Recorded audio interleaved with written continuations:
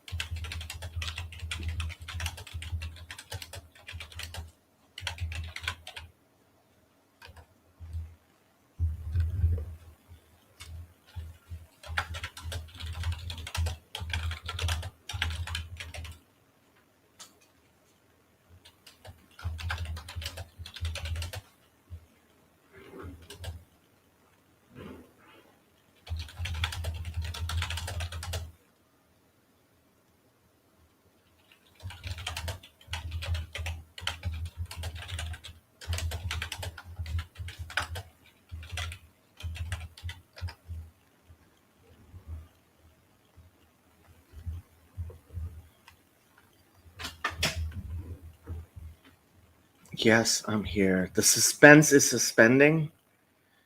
The topic is just chatting. Hey, Sandy.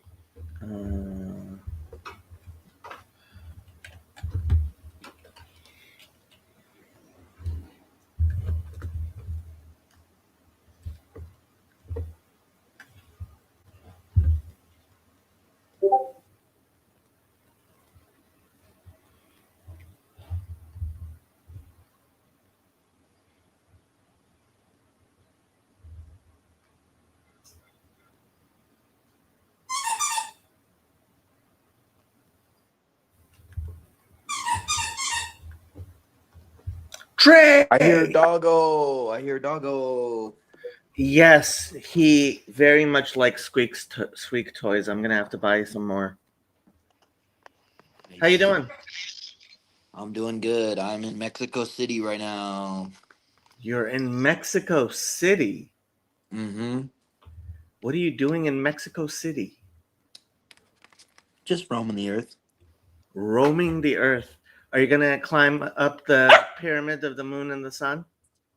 Yeah, I'm staying with a friend. He moved from LA to Mexico City and he invited me Mm. to come over. So I'm gonna spend some time with him, and then on Monday he's got work, and I think on Monday is when I'll probably turn around the city and go to the pyramids and then head home. You know which city has one of the largest Jewish communities in the world? Mexico City, right? Yup. Bro, I saw so many Orthodox Jews come onto the flight, and I was like, it can't be. I don't think it's me being anti-Semitic. This is a lot of Orthodox Jews that are all speaking Spanish. Like, Spanish. this is a Yep. little bit weird. Why is that? Is it just because of Maimonides and all of them, or? No. This is so after World War II, there was a Jewish refugee problem. Oh, So God. lots and lots of Jews ended up in South America.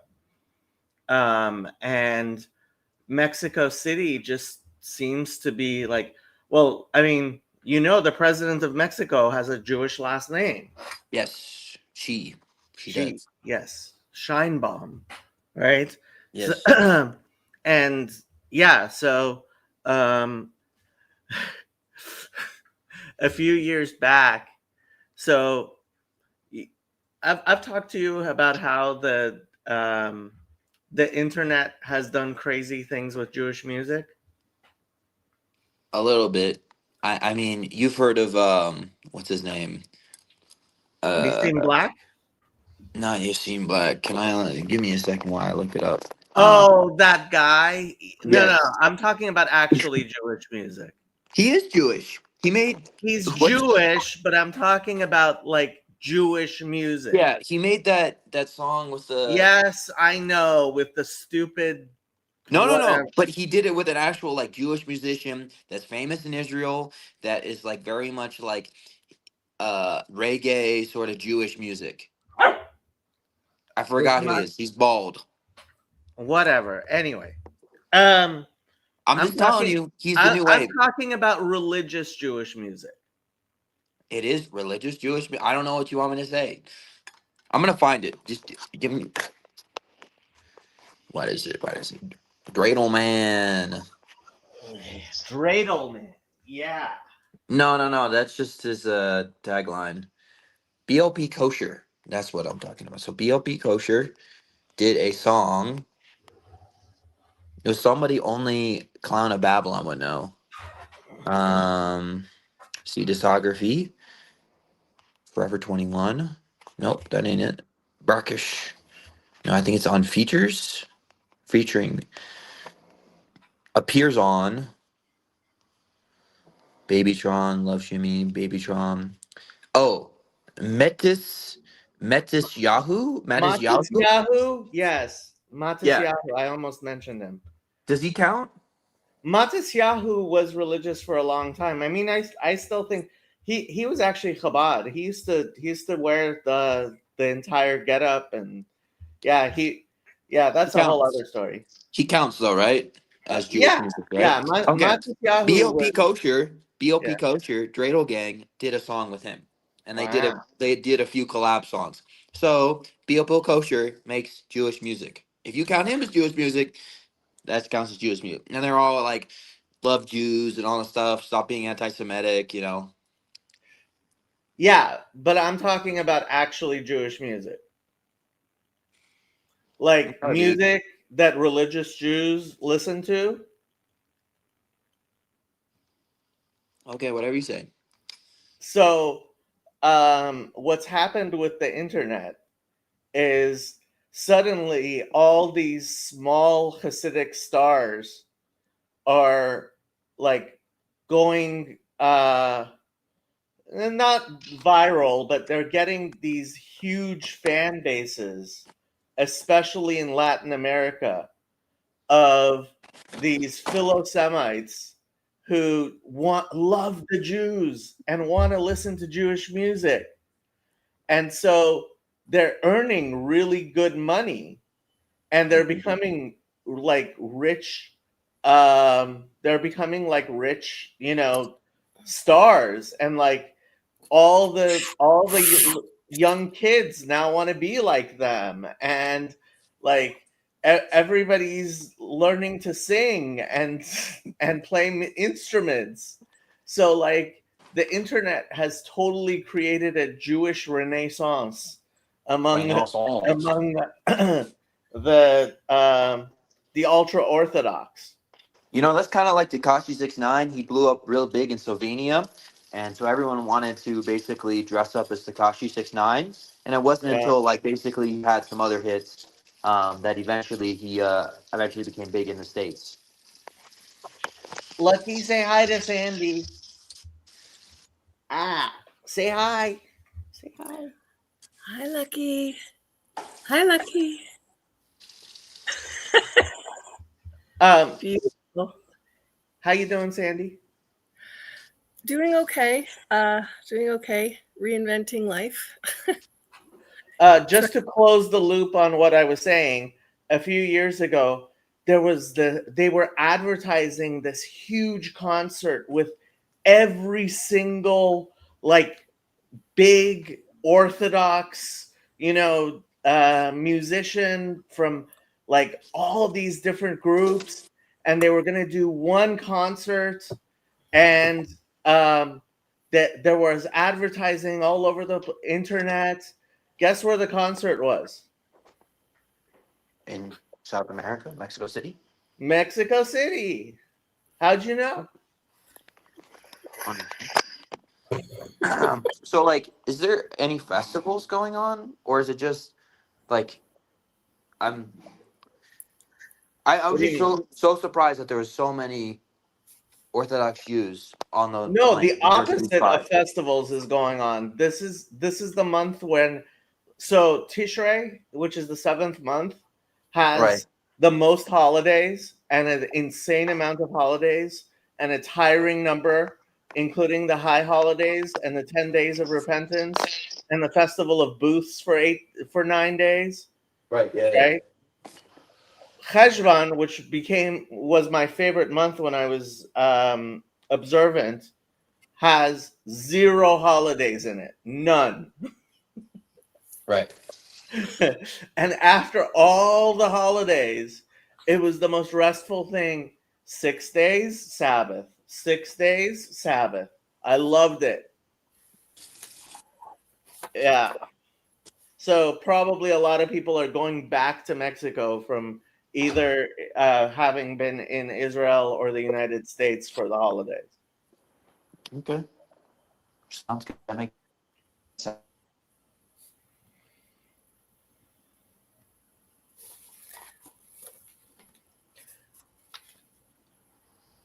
Okay, I'm back. RJ says, Mexico City, come for the Jewish culture, stay until ransom gets paid. Aw, puppy. Not a cute puppy, an incredibly ugly puppy. But that's what Don't those say are that. for. Don't say that. It's because you got lucky. You spent a whole bunch of money. Okay. I did spend, I'm not going to say how much, I know. but this was the first dog that I actually bought. And okay, nobody tell Lucky, but he was secondhand. Shh. I don't even know how you get a secondhand dog. Oh, I mean, they're actually. I did know a couple that got a dog with like one nut, and they got him like for like half off or something like that. I thought you would have to pay extra. You don't have to get him castrated. No, he's only I- half don't castrated. don't tell Lucky, but he's gonna be castrated. Don't say that.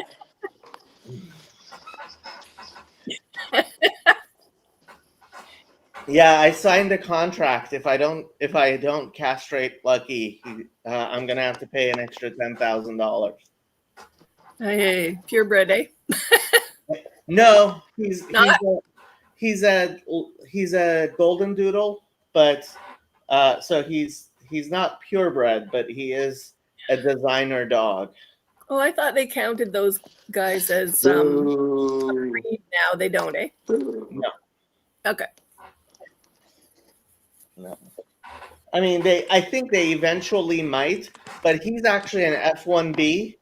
So when you're trying to make a new breed, you make it so that they breed with each other, right? So that's called multi-generational golden doodle. But his mom was a golden doodle. His dad was a straight up poodle. So he's 3/4 poodle. How scandalous. Scandalous.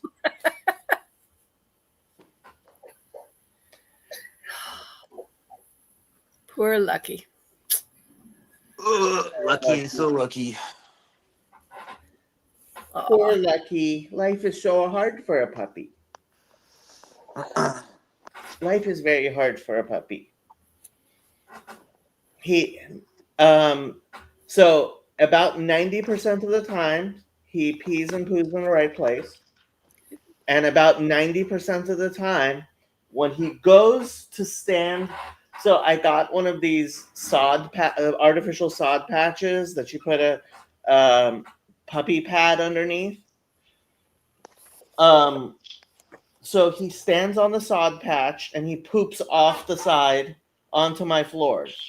So now I have puppy pads surrounding the patch of sod. So when he misses, why do you miss? You're not supposed to miss. Is the sod patch not big enough for a large dog? No, he stands on. I mean, it is big enough for a large dog if he stands, like if he doesn't stand and poop off of it, but he stands on the corner.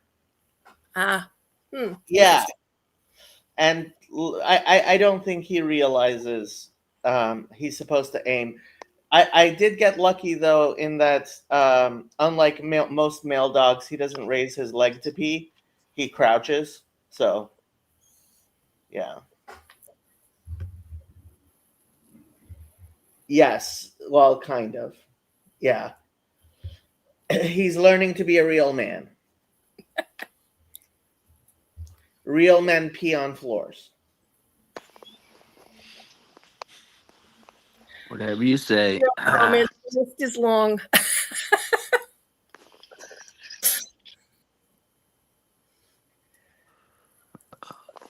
So, what do you guys want to talk about?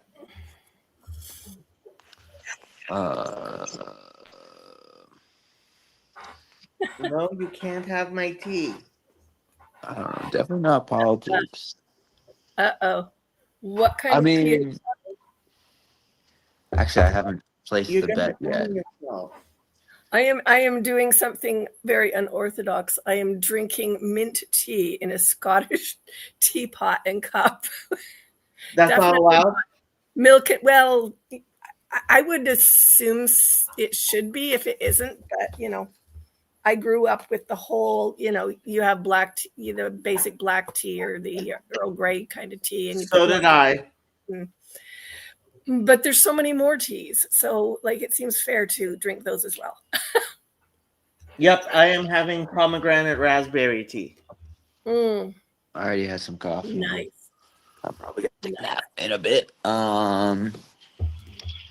That's funny. Pinky and the Brain was actually one of my favorite cartoons. I also mentioned I made this joke and you didn't get it. I literally said that. Well, which joke? Same thing we always do. I think the last time I was on. Did you say How to Take Over the World? I do have to say, Trey, you do remind me of Pinky. Not the Brain. Okay, that's fair. I have a controversial statement, but I just kind of want to say it and then move on. Is that okay? No. Okay, then I just want to say you can say it, but then I'm going to have to say no, Pinky. We don't need to put elephants in tutus. Okay, and then we can move on. We don't have to go too much into it. It's up to Sandy. She You'll gets to only decide. know if you try. Okay, okay. I think I'm making a bet. Well, as soon as I make a bet, you're going to go against it. Yeah. But I think you're gonna flip in the next presidential election. What do you mean flip? I think you're gonna go Democrat in the next presidential election. How is that controversial? I don't know, dude. I don't know, dude. You're reactionary. What can I say? You're just very amplified about politics. So I just want to say that and just move on. reactionary. Trey, just because you know nothing about politics, Okay. I Okay. voted for Obama. Yeah.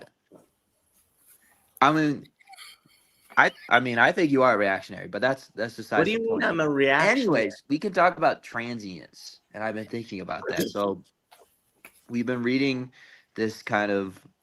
I don't really like this Holy Spirit book, but it's a Holy Spirit book that I have to do Okay, I for was my non-denom church, and it brings up the idea of transience, the idea that everyone's sort of moving from place to place, and that real community or involves staying in the same place. And so I've been Sounds thinking about sounds like a Catholic social teaching. as all great teachings are. I wouldn't say all of them. Yeah, it's funny. Grok looked at my Twitter and thought I was a socialist. I don't even want to ask this. I have to read this. I have to read this. Michael says, I think soap brain, but how do we make bacon that tastes like pencils and pencils that taste like bacon?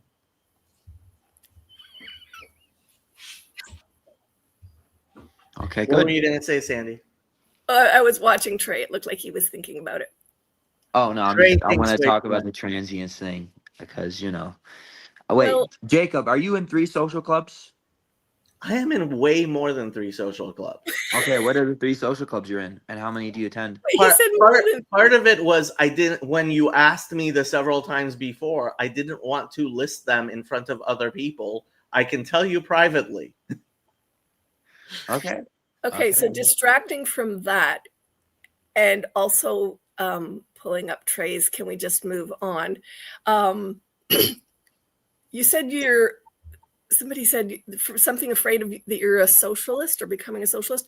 What's the difference between Democrat and socialist? Oh no. Good question, Sandy. I'm Nobody so knows.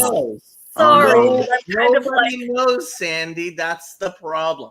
No, okay. Oh, you have to no. understand. No, hold on. I missed Oh, all no. the earlier YouTube things, and all I got was the No, doing homework. Sandy, you're from Canada, okay? The American political spectrum for the longest time until very recently was far to the right of Canada and the UK. And so we've never had socialists. You guys always had socialists. We've never Quick had example. socialists. What? What's a quick example? One of our One of your 2 major parties is actually socialist. They're not. It's not a slur to call them a socialist. No, I know Joshua a few years back when telling me I needed to do more. You guys have 3 major parties, right? Which one was the small one with the Sikh guy? That's the National Democratic Party, the NDP. Right. So the NDP is a social democrat. It's way to the left of anything on the U.S. spectrum. In the United States, until all of 6 months ago, actually, it's been about 8 or 9 years. But in the U.S., that was just 6 months ago. we used to the Republicans would call the Democrats socialists as a slur. Okay, because we didn't have any socialists. Now my we goodness, do, very and that's embarrassing. why Trey doesn't comprehend that you're not like being mean when you say that. But yeah, now our political spectrum has expanded dramatically over the past 10 years. Mm-hmm. Chud Trey, you takes. did I great, like them. I like them. How many? Can I like just pull something in the back of you to Trey, get another chud take? Trey, it would be nice if you actually knew anything about anything. I know. Do you know what a chud is? Do you know what No, soy jack is? Do you know what a no, glowy is? Do you know no. what? Do you know Actually, what I a do glowy know is? what those two are, but it doesn't matter. The world doesn't live on the internet, believe it or not. Oh my gosh, Wikipedia starts with the stupidest sentence.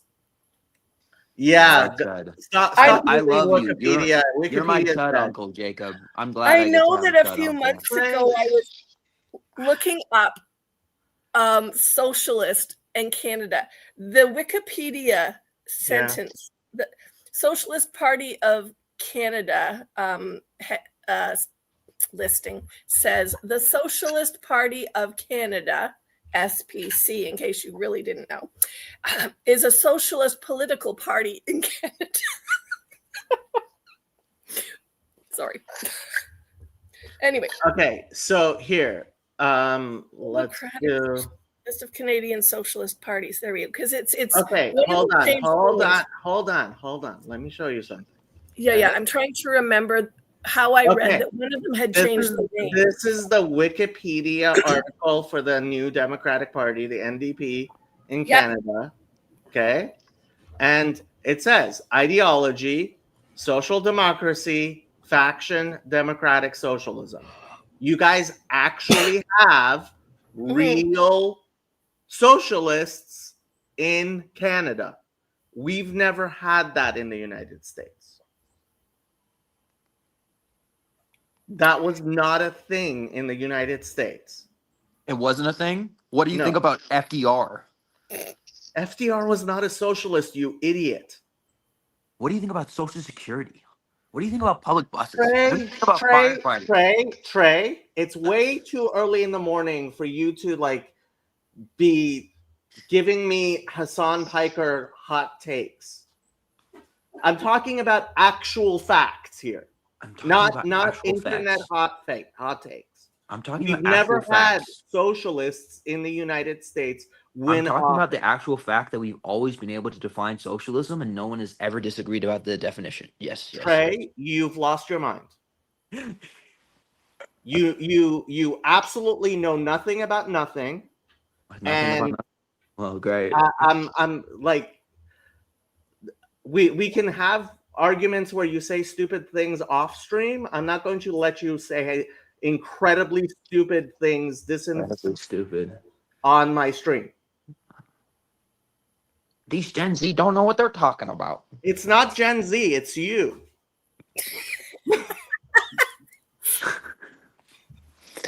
Okay.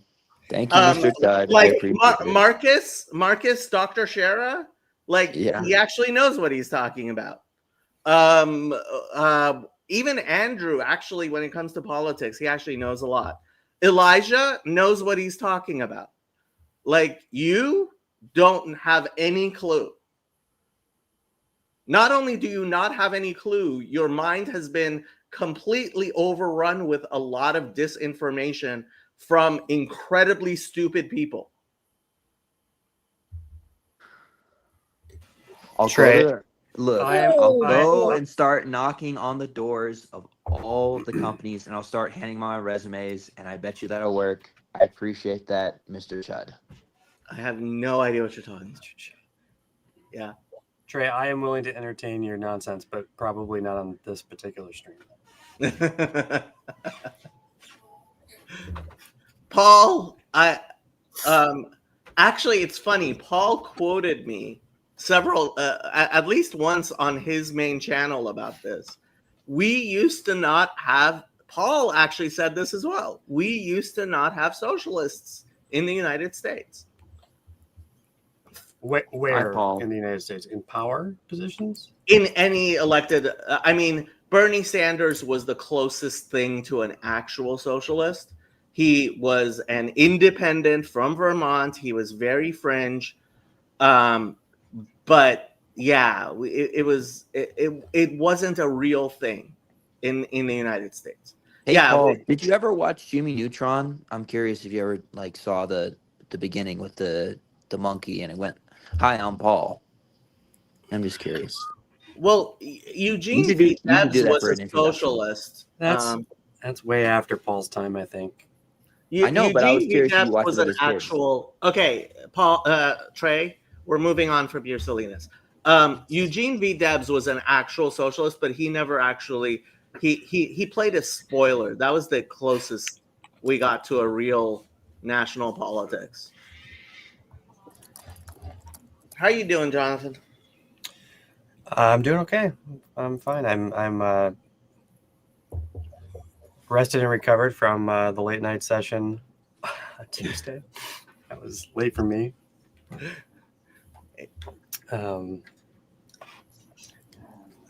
How's the holy Funny city day. of Grand Rapids? Is the CRC still there? Well, funny enough, the CRC headquarters has been bulldozed entirely and has been replaced with a Meijer gas station, like a mega complex Meijer gas station, which is kind of apropos because Henrik or Frederick Meijer, one of those Dutch titans of industry, formed a major grocery chain in. I guess it originated in Grand Rapids. I think the original one was actually across the street from the CRC headquarters. Okay.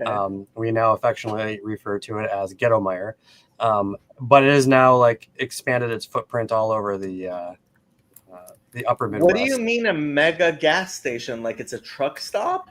No, I mean it's just there's probably got to be like I don't know, 20 to 30, stations of gas fill up. Mm. I'm an EV guy now, so I don't know anything about this gas station business. Why is Let's Meyer go. spelled major? That's a Dutch spelling, Okay. like De Jong, or the Jung, which is young, right? Jacob. Yakov, yeah, exactly. It's just interesting. Paul says Meijer uses estuary protocol for their DEI curriculum. Yeah.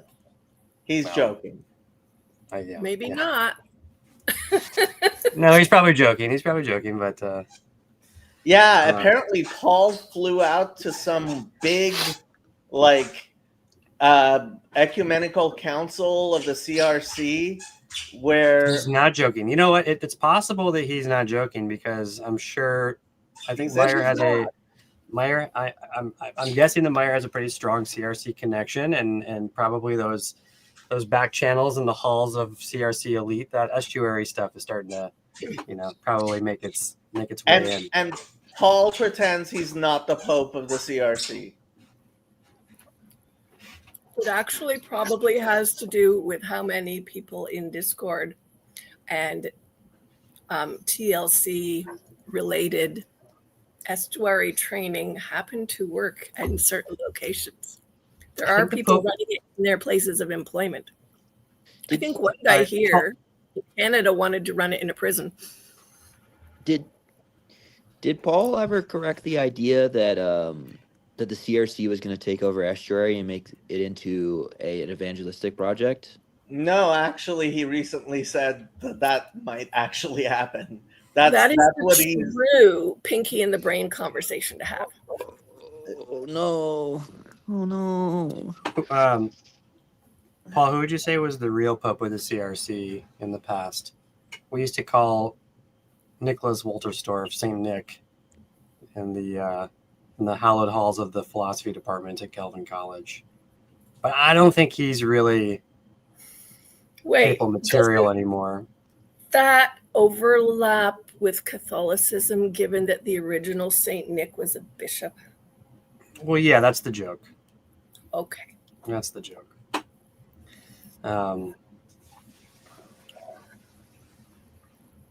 Nick Wolterstorff is among the exiles. Well, he was among the elites, right? And now he's an exile? in this new CRC world. I think he's old guard exile now. Yeah, they're I'm not having. sure. Was he the one that was weird that thing. that the Synod people were like, we're more CRC or I'm more CRC than. No, that's What was it, Alvin Plantinga? Alvin Plantinga. Oh, Church of the Servant left the denomination. Oh yeah, I think I knew that. When That's not surprising. When you think about it, I'm more CRC than Alvin Plantinga is. I actually believe God runs the world. I actually believe that God runs the world. And you don't. Paul disagrees. I am shocked. Paul disagrees. Yeah, you failed on the Servetus question. I mean, come on. Who's been to a CRC service more recently? Me or Alvin Plantinga? Isn't he passed? Hasn't he passed? I think he's passed.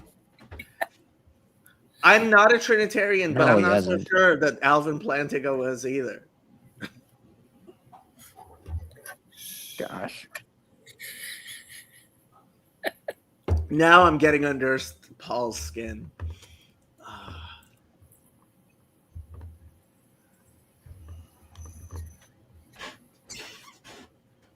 Are you Sandy, talking, Trey? Because it's your mouth is moving, but there's no sound. Do you actually want to talk about neurology? Because I was thinking about doing a video on I that. actually am curious about what you posted. Yeah, I knew it wasn't about injuries. Just my I go to my physiotherapist to have mental health and other conversations because we will talk about all the connection points, because your body is an amazing place and your autonomic nervous system is, like everywhere.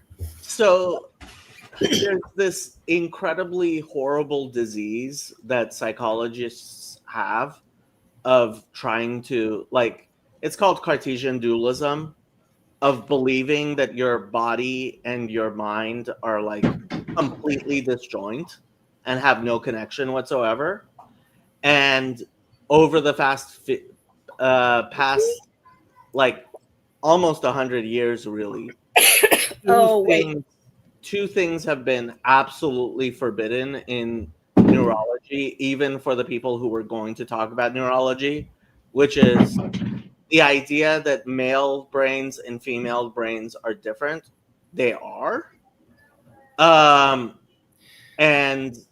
when they say that, are they meaning mind as well, or are they speaking? Yes. Okay. So they're still connecting those two concepts. Well, anybody who's actually scientific. Look. Yeah. If you go to an actual psychology department, right, at Harvard, and you say any of the stuff I say, they will shoot you. Okay? Don't go in the face. That doesn't mean it's not true. It means they're afraid you will say things that are true, right? When a person rips out your tongue, it's not because it's not because they're telling lies. It's because you're afraid. They're afraid what you would say, the truths you would speak, right? And you are absolutely right, Tayo. I certainly believe I'm a better Christian than any Trinitarian. But technically, if it means messianist, yeah, it's Greek. It's Greek. It's not. Yes, very vivid images, Paul. But so I'll give you what absolutely blew my mind when I first found out about it. So there are 4 different types of light sensors that you can have in your eyes. And if you have more of the types of sensors, you can see more colors. Okay? Now, there's a reason why so many men are colorblind. It's because the genes for these sensors are on the X chromosome. They're not on the Y chromosome. They're in that one leg that the Y chromosome doesn't have. Okay?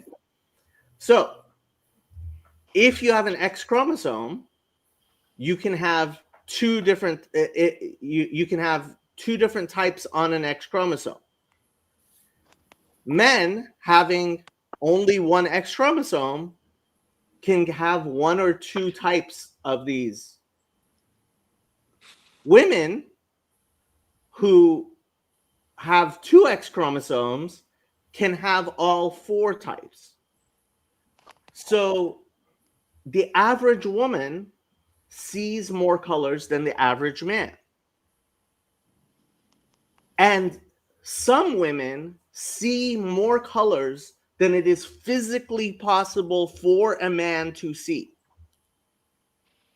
Right? So when I was growing up, I always thought men didn't wear bright colors, women wore bright colors because it was a social construct. You know, and we would always make jokes about like women talking about taupe and off-white, right? And like men not knowing what taupe and off-white are. Well, guess what? Women see Off-white. colors much better than men do. Now, think how different your life is, like your view of the world is, when you see more colors, as opposed to some men who don't see colors. I don't see colors. I'm a dog. I'm a mutt. Anyway, and so and that's just one thing. So Right. neurologically, one of the things that we know neurologically, and that's what my tweet was about, Yes. right? Which is that the women have a capacity to track social relationships that is just physiologically, neurologically, they have the hardware for it that men don't. In a similar way that, like, oh, there are some women who are taller than men. You've met some really tall women, I'm sure, right? Oh yeah. And there are some men who are pretty short and shorter than most women, right? But on the whole, generally, men are taller than women. In a very similar way, women have neurological circuitry for tracking emotion, tracking social relationships, relationships between people, remembering people that men don't have, right? Now, something that happens during pregnancy, and this is another thing you're not allowed to say, is during pregnancy, a woman's brain rewires itself. Yeah. I've read right? And what happens is the circuitry that they develop for paying attention to what is this person thinking, what does this person need, who is this person, right? And it has a lot to do with being a mother, right? I have, let's say, 4 kids, and keeping track of where are the kids, how are the kids feeling, have the kids eaten, is that kid friends with the other kid, are they getting right? So women after pregnancy develop circuitry that is just so far beyond, and that's what Zach was asking for the citation for, right? That the gulf becomes so large that it kind of becomes kind of like any woman trying to play basketball with an NBA player, right? And there's no way any woman is going to. you can't even compare it to like a man trying to play tennis with Serena Williams, right? Because men tend to be larger than women, like it's possible for a large number of men to actually beat Serena Williams at tennis. So I do have yeah. a quick question, if it doesn't derail it. Hormones and the role of the circuitry in the brain. Are they talking merely the like hardwiring, that the what's actually there, or are they talking about some of the other things that will trigger that rewiring? Well, pregnancy triggers the rewiring, and obviously that's hormonal, right? But when we're talking about tracking, being able to perceive and track human interactions and human relationships, that's the hardwiring in the brain. Like I forget whether it's white matter or gray matter. There's two types of, well, there's multiple types, but your brain is made up of white and gray matter, and the percentage chance, the percentage relationship between the two changes dramatic. Like women already tend to have more of one, but after pregnancy, like, I mean, you can actually, I mean, I can pull up the. Well, my question is slightly off track, but I'm still mulling over Jacob's massive shifts in the last 2 years. One of which is not just the volume of like identifiers. He's not just adding new words to his vocabulary. He's actually developing some of the grammatical skills to use the added vocabulary. And recently he's always talked about color. And bearing in mind, Jacob is maybe not a great example of what you're describing, because I did have to take hormones when I was pregnant with him because of some anomalies in my system that could have created some anomalies in his system. But he's always been super, super good at colors. But I noticed when we're going, he's like commenting on the colors he sees around him in nature lately. And I mean, like, I have to give this I have to give this caveat. Actually applying studies like this to individuals is a really bad idea. That's why I said he's not really necessarily a great example of your common, what you're pointing at. Like trying to actually apply this to an individual human being, because individual human beings are individual human beings. It's just a really bad idea. And ultimately, I mean, he is he's not neurotypical. B, he is male. So like trying to map one to the other, it's not going to work. But my curiosity kind of peaked when you went to like the white and the gray matter, and I'm thinking, okay, so something in his system has remapped in the last 2 years. I got to watch him. That's not the type of, I mean, it's not possible. I'm kind of like, so what is that? Is that this category or a different category? Different. At his age, he's no male is going to go through the physiological changes. Like so it's that would be a metamorphosis, right? I put the link in the chat. Oh, cool. But thanks. This is the study. Yeah. Okay. So I will back off my questions now and listen. Yeah. So like Michael says, studies are a D20 that reliably give a 1 or in 20 result. A person will roll 3 ones in a row, kind of. Yeah. But this is the thing. Sex differences in emotional perception, meta-analysis of divergent activation. Behavioral and physiological sex differences in emotional reactivity are well documented, yet comparatively few neural differences have been identified.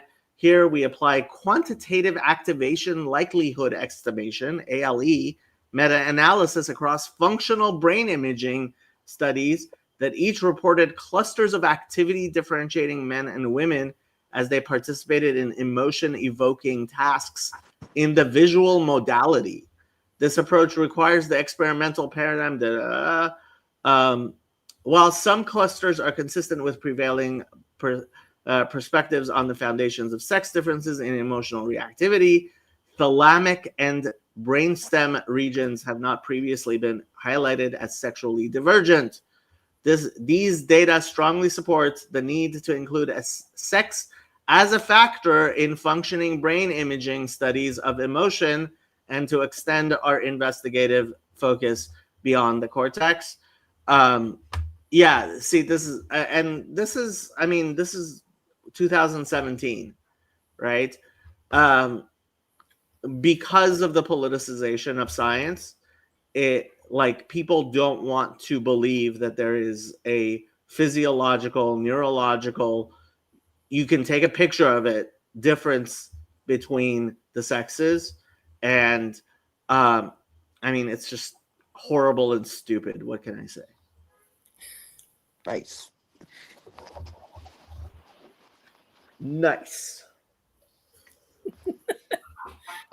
And I'm out of tea.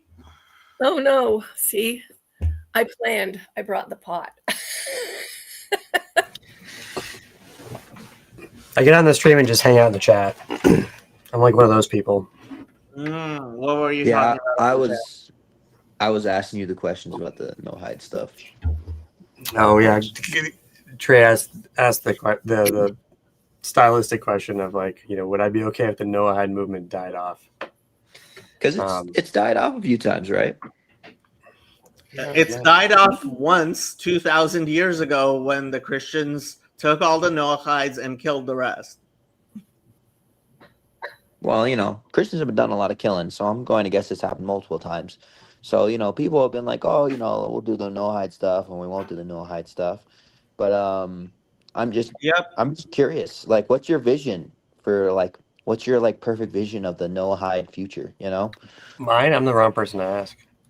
Okay. So you have no vision of the Noahide future. No, I've got visions, but they're not visions that I'm necessarily they're not coming from me.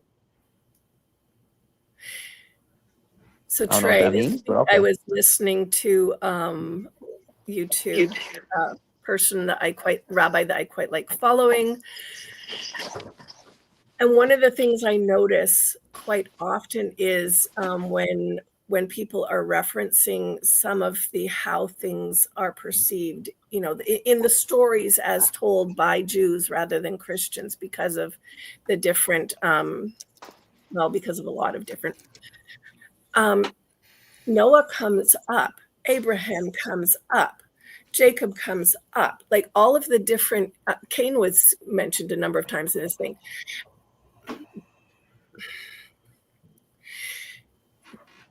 These people exist within the biblical stories. And then when you read the stories and when you study them, and if you study under a rabbi, they also exist as examples of. So are you talking about how people live out their faith, their beliefs, and who they follow? As Jacob was pointing to earlier in the Discord. Yeah, Jesus was a rabbi. Sure. Was he trying to start a movement, or was he trying to simply be a good rabbi? It depends what you're asking, Trey. What is your vision? My vision is that all of us would follow really good rabbis and that we would learn to walk really well because we do that.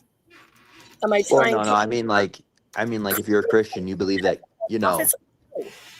one version of Christianity that takes over the world, or maybe you have different views of the end times, but it's just saying, what is your vision? What do you think it is? If you're a progressive, you think everyone's going to be liberal and agree with you, and you can have your society. If you're conservative, you return back to some sort of mythical past. That's what I mean by vision. Those things don't line up completely with me reading the Bible and walking things out with God. If anything, those things have to conform to what I'm following. Well, everyone has a paradise. I don't know who doesn't, right? A paradise?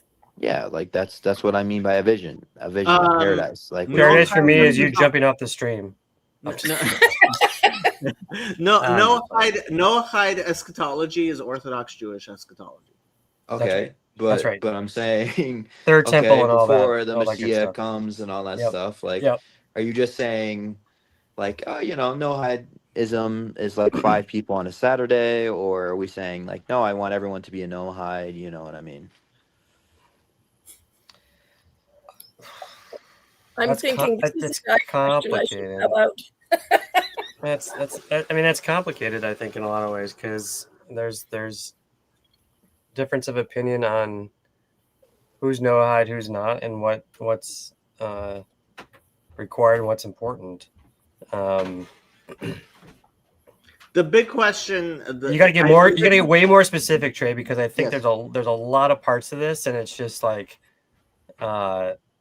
there's a lot of framing part. There's a lot of implicit framing in the question too that I think is really hard to like figure out how far to back up and do the whole like. Well, depends on what you mean by blah, No, blah, blah, right? I can explain. Yep. Would you like there to be a definition in the Webster's dictionary of Noahide, or would There you is- just like there is people one. define, or would you like just people to follow the Noahide laws and not know anything about being a Noahide?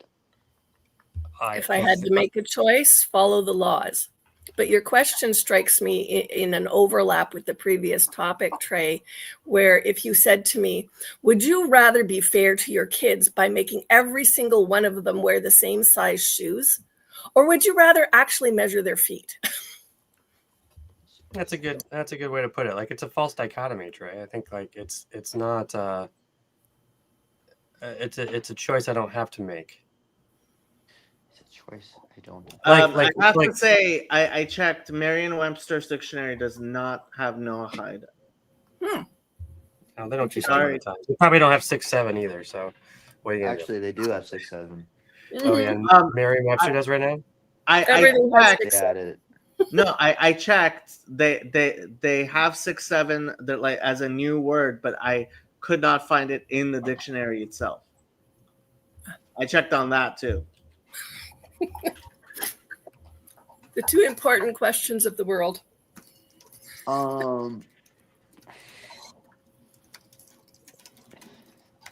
Yeah, it's under slang. With chud. Let's see what chud means. A fool, jerk, or troll. Thanks a lot, Trey. You have to also look at the Urban Dictionary. I think that gives a better understanding. Oh man, there's some funny Chud videos out there. I hate to say it. Let's see what Urban Dictionary says about chud. Define cannibalistic humanoid underground dweller. I'm not cannibalistic. I'm not. I am humanoid. That's not right. I am a dweller. I don't dwell underground. An unattractive person whose defining characteristic of their personality is their egotism. Most often that's getting closer. To describe typically one-dimensional preps, chotches, or the like. Yeah, like a chotch malach. I have never heard of that. idea what a chotch. No. Okay. A particularly mean insult. It should not be taken nor thrown around lightly, Trey. Urban Dictionary says that. Anyone who has no good qualities at all. If you have to look for the conservative definition. You have to go to the conservative because the original, like, basically, it came from the movie Chud, like, underground. A conservative Republican, someone who is either racist, sexist, homophobic, transphobic, xenophobic, fascist, a bootlegger, or all of the above. It said or, right? So you can just be any of those things, right? No, it says or all of the above. It says or, right? You said sexist or fascist or didn't have to say and, right? Well, I am sexist, that's for sure. Okay, so then you do fall under Chud. That's right.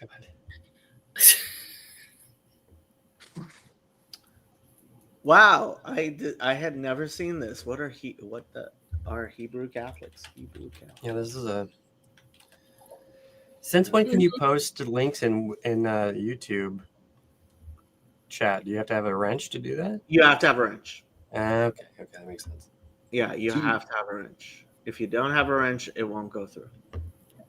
I'm called to love my neighbor, and sometimes, Jonathan, I look at the no hides of TLC, and it Yeah, that's makes me, me buddy. really So difficult what are you saying? loving my neighbor. Like I'm just trying to empathize and trying to understand it. And every time I look in that chat, I'm just like, Which chat? see like no hide supremacy. And I'm just like, I don't know what to do with that. The no hides of TLC in the Discord.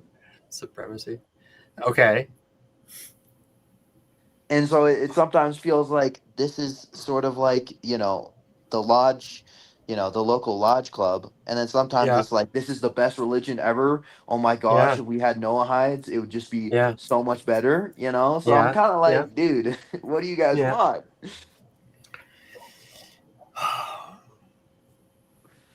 Um,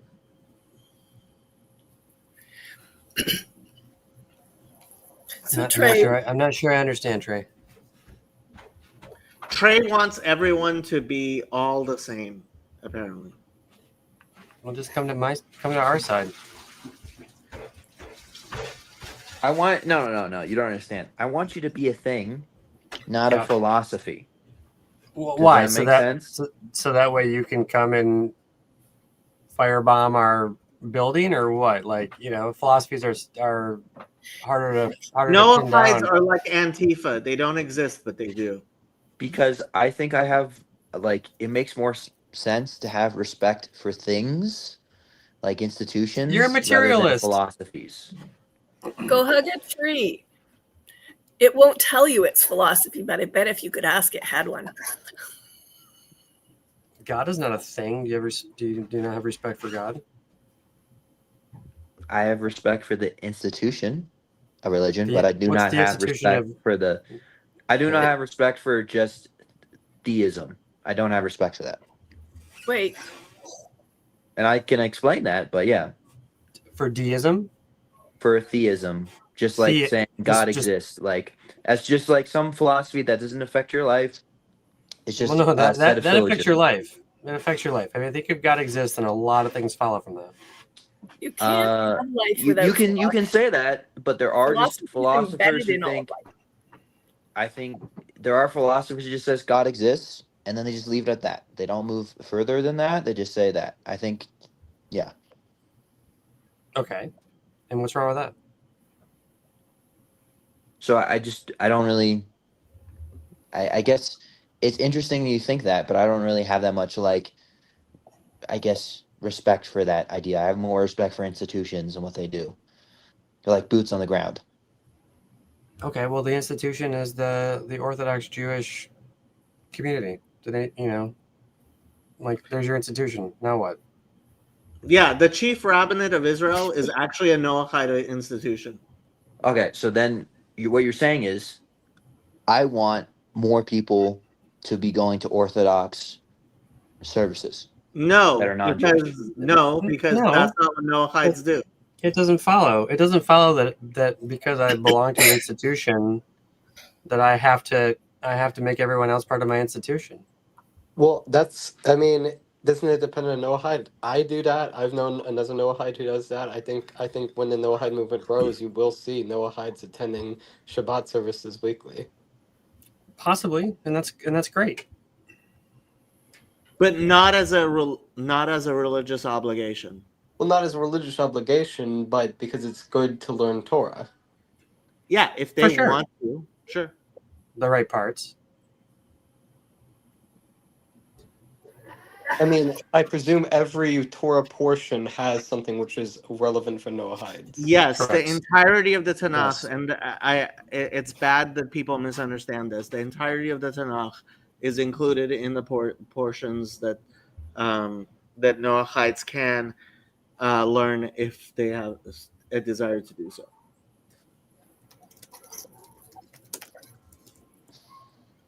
So, do you think that a Gentile, it is Right. good for them to learn Torah? Be right back. He's gone. That makes sense. Tayo, before I get back to work, Jacob's thought on PVK's 24-hour stream. Is it everything you thought a 24/7 TLC stream will be? I haven't checked on it recently. My idea was that we would have 3 different channels, one of which was a 24/7 just chatting channel, one of which was a 24/7 um 24/7 reruns channel like he's running right now, and a third would be 24/7 programming, which might, but like current programming, not reruns. Which might, I mean, especially starting at the beginning, we might like do 8 hours of programming and then repeat it 3 times, repeat it twice that day. So it's that takes up to 24 hours. And then people would have the choice to go between the 3. And the hope was that at least the rerun channel would work as kind of a primer and introduction to some of the videos that people talk about a lot, and the chats would be lively, hopefully in all 3. But if you had all 3 channels going at the same time, that I would hope would make it worthwhile to have an engineer in the back.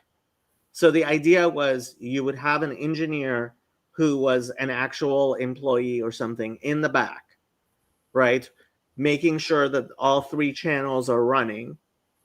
And then you would have people who were hosts, who would have producers, and the host would be the person on screen, and at least one producer who would have administrative privileges to bring people up, highlight comments like this, moderate the chat, etc. So eventually it would get to, there would be 2 live channels, right? The reruns channel maybe might have needed its own producer, but you're talking about 8 people running the 3 channels. I mean, yeah, it's look, as I accused Paul, I love you, Paul, of shutting it down, I think he just wouldn't give it oxygen.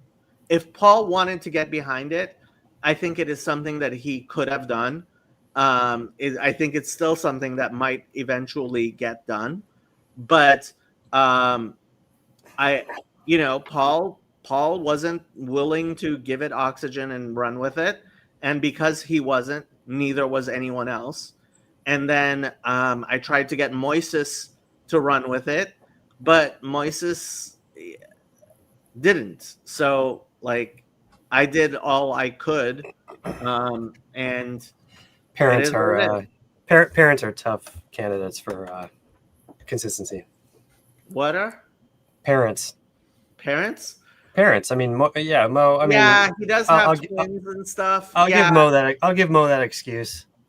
Life comes at you fast. Okay, I'll here. I will air my grievances at Moises. Oh, no. I expect that when somebody says something's going to happen by Wednesday, that it will actually happen, or you will tell me as soon as you know it's not going to happen. And Yeah. certainly on Thursday, go, oh, like, sorry, this is my excuse. Yeah. I got a Yeah. lot of, it's going to Yep. happen on Wednesday, and on Friday, oh, next Wednesday, I'm sure. Next Wednesday, I'm sure. You don't work in corporate America. This hate is to tell- true. Yeah. I always had trouble working in corporate America. Yeah. So, Yeah. yeah. To be fair, that is kind of how I felt for a little while about Hezy's Bible study streams. Well, yeah, I mean, Fezzi is also a parent and a rabbi and an architect and a lawyer. And occasionally being bombed or missile attacked by a nearby nation. So I mean, I feel like there's some excuses there too. Yeah, That no, happened. I don't give Cuz any grief over it. Just Yeah. But you do. Hey, Andrew? Andrew, do you want to educate Trey about the history of political parties in the United States? What's lacking Hey in Andrew, it's knowledge? great to see you. Thank you for That's coming to great. my Halloween party. I'm Trey glad to see you're thinks doing good. FDR was a socialist. Yeah, he was. Thank you, Andrew. I realize that walked right into that one. That is incredibly based, but we're talking about real life takes, not based takes. Like Trey can't tell the difference between internet jokes and like actual facts. I think there's a world where, in the popular imagination, at least, FDR was a socialist. In the popular imagination, sure. Yeah, but you got to play in that. You got to play in the water. Yeah, You but can't- now we're talking about actual socialists. Like it's not a joke. We're talking about someone who wants an effing government-run grocery store. versus a government-run pension program, or I mean, like Versus we're just government-run getting- food stamps. Just pick. I mean, let's not get too. Look, I have not been able to get kicked off your stream yet, Jacob, for fighting you on your Republican talking points, but there will be a time. My Republican talking points. I don't know. I just feel like the only time you've ever booted someone off the stream is when Yeah. you guys get into like. I've booted a lot of people off the street. Well, that's true. That's true. The times I've seen it where I've just been like, "Oh, I know this is coming," it's because I don't know. It usually presses some partisan political buttons. Okay. That's I mean, interesting. yeah. I mean, and maybe that's fair. It's your stream. Your stream. Government-run liquor stores. Well, that's already happening. I mean that there's tons of regulation around that. Anyway, I had to step away because I had the keys to the car, the family van, in my pocket, and my wife needed them, so she's like blowing me up on every single channel, and I'm like, I gotta run. So we were talking about Noahide maximalism and authoritarianism, I think, right? And where did we land anywhere on that? You can't just be a theist. Well, you can be a theist, but you can't just be a theist. I really think the big question is: do you imagine Christians are by default Noahides, and there's a lot of capital N Noahides who bristle at that? Well, I do think capital N Noahide is mutually exclusive from a fuzzy monotheism. Fuzzy monotheism. A fuzzy monotheism. Yeah, I mean, I'll go that far. Like,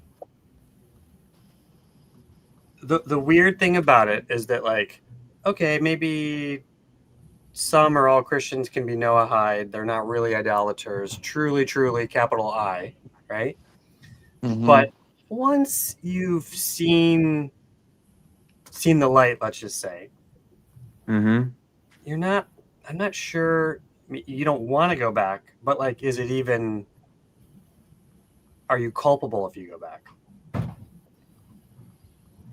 What do you mean go back?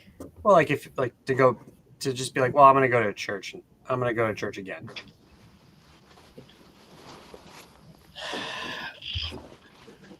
See, this is. I mean, what are you embracing at that point? So who is that guy? Was it Naaman?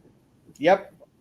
So, Naaman's like, look, my boss is going to make me bow to this thing. And Elijah's like, don't worry about it, right? Like, but that was the position he was in, and he was sort of already there.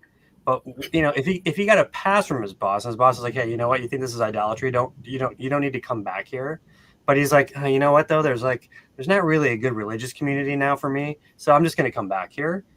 Is that allowed? I'm looking at Jacob as the closest thing to a rabbinical authority here.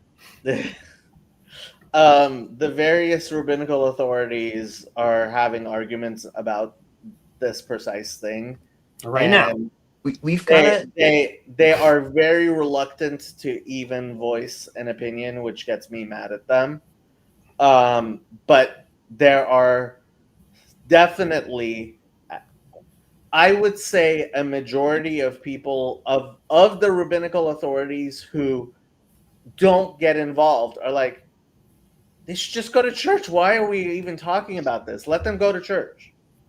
Like, I think that is actually the vast silent majority of rabbis who could be considered a mora hara, who make halachic decisions.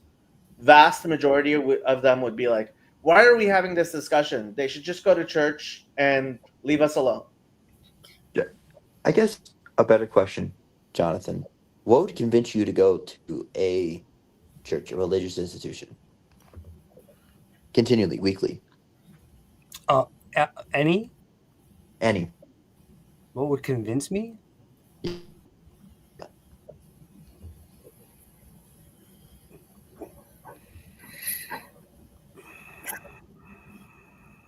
I mean, I'm not I'm not sure that I would.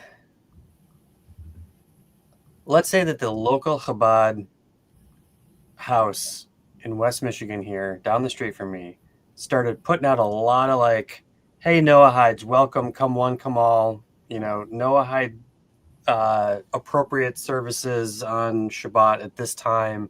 Look, we have your own spot for you to sit in. We like, here's your prayer book. We've got a thing for you to do. I'd be like, okay, I'll jump on that. Okay.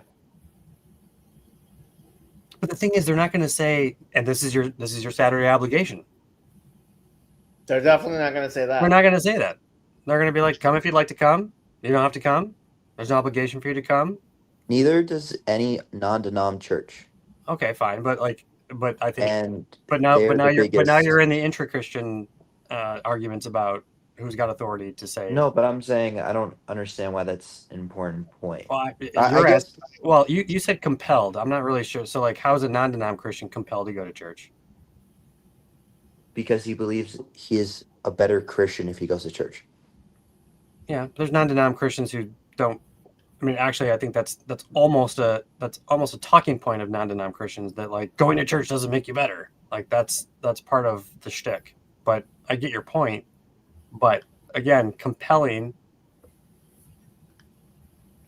implies an external force or authority versus an intrinsic motivation. So you're asking me what would motivate me to do something liturgically? What would motivate me? Lots of things motivate me, but the thing is, there's no menu, or there's a menu, but it's extremely broad, and I don't have. It's not a pre-fee kind of deal where I have to choose one from each course. Better question. Okay. So, do you think a Noahide who attends church is going to be a better Noahide, attends a religious institution, than a non-Noahide? A Noahide who does not attend a religious institution.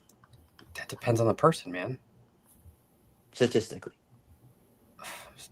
I'm not sure there's a statistical correlation. I mean, there is. Or there's a correlation, but there's not a causation. You might be able to pull statistics. So, like, what do you? I believe there is a causation. What's your hypothesis statistically here? What do you mean? Part of the problem. Where are you driving at? I think this is part of his misreading of Putnam. Putnam shows a lot of correlations, which Trey imagines are causations, because Trey's really bad at science. All right. Science. I I'll let Do that you want go. me? Can I at least say it without you poisoning the well? Nah. Anyways? Yeah, Jacob, come on. I mean, I Harvard. I guess. Yeah. So You suspect that church goingness has a positive impact, measurable positive impact on the person. mhm.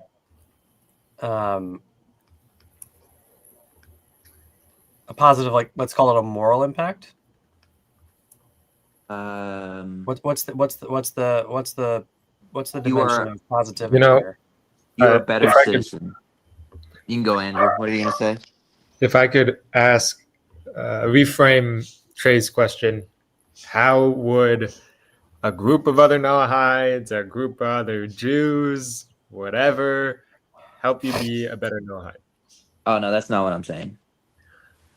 That's what I'm saying. Because it Yeah. is specifically about religious attendance and going to a religious place continually. It's not. I mean, I guess it could be in a home technically, but it's more or less about a religious institution. And basically, the reason I'm saying that is Uh-huh. because in the Pew study on religious faith, it was noticed that when asked individuals about basically their level of religiosity and basically caring for the poor, volunteering, right, there was Mm-hmm. no correlation. But then when there was religious attendance, that there was a Mm-hmm. high correlation. And basically, that there was some hypothesis, and I believe he mentioned some examples. So Yep. anecdotally, that there Yep. was unbelieving spouses who would go to these religious Mm-hmm.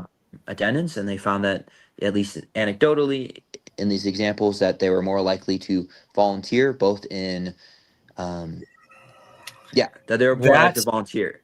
And religious that. attendance Yep. involves both volunteering in I can explain that. secular and religious volunteering. That's what I want to Okay. mention. I think I have an explanation for that. Yes. When you participate in a church community, let's just say, Mm-hmm. the opportunities for volunteering that are institutionally supported and offered, or offered and Yes. supported, are just ubiquitous. Right. So they are one and the same. So it's not as if these people go to church and then that causes them to be like, you know what, I'm going to go volunteer in some random soup kitchen. It's what happens is that church volunteers in a soup kitchen, and they're like, well, I belong to this church, and me and my church pals are going to go volunteer in the soup kitchen. So it's all one and the same. Yes. Does that make sense? Yes. So there's no. It's not a path from A to B to C. It's just when you're in A, it's all part of A. Yeah, I don't. Yeah, so religious institutions make you volunteer more. No, there is. I have not seen any evidence that there's a treatment effect. It's just social. It's part of the social community of the religious institution. So let's just say that, like, you're, let's say that you're a random anonymous Catholic in a big city. You have a Mhm. personal piety and you go to mass every week. You might know the priest, maybe, but you don't know anybody else. And you go and you do your mass attendance, and then you go home to the rest of your social life. My bet would be that you're not more likely to work in a soup kitchen in that scenario, because you're not part of the church community where you're hooked up into the social systems within that parish that have a soup kitchen thing. So you have to be connected through the church to do those things, and that's where that correlation comes from. At least in small groups, right? But Catholicism doesn't really have the same inner workings as, Well, like, for example, Protestantism. I mean, a parish life in Catholic churches resembles a lot of not in a Well, church. like, There's a youth group. There's a lot of Catholics are not always tied to a specific Catholic church. They may go to different Catholic churches. that's true. But I Protestants mean, are that's a more defined to one phenomenological specific difference, church. though. And What? so that's maybe so. And I would say that probably then you would find that Protestants, by virtue of that phenomenon, are more likely to volunteer in a soup kitchen than Catholics, because they're more naturally tied into a local, smaller community that may do that kind of thing. Yes, yeah, I'm confused on where we're disagreeing. So I'm saying that if you were to attend the same religious institution, chances are you're more likely to join a group.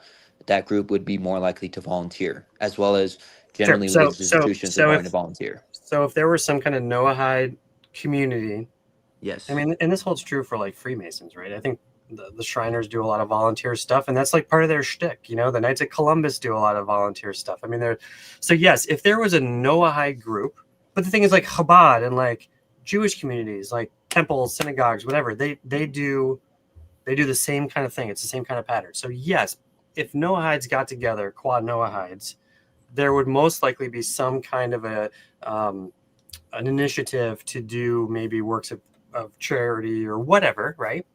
Mhm. And so that would then follow.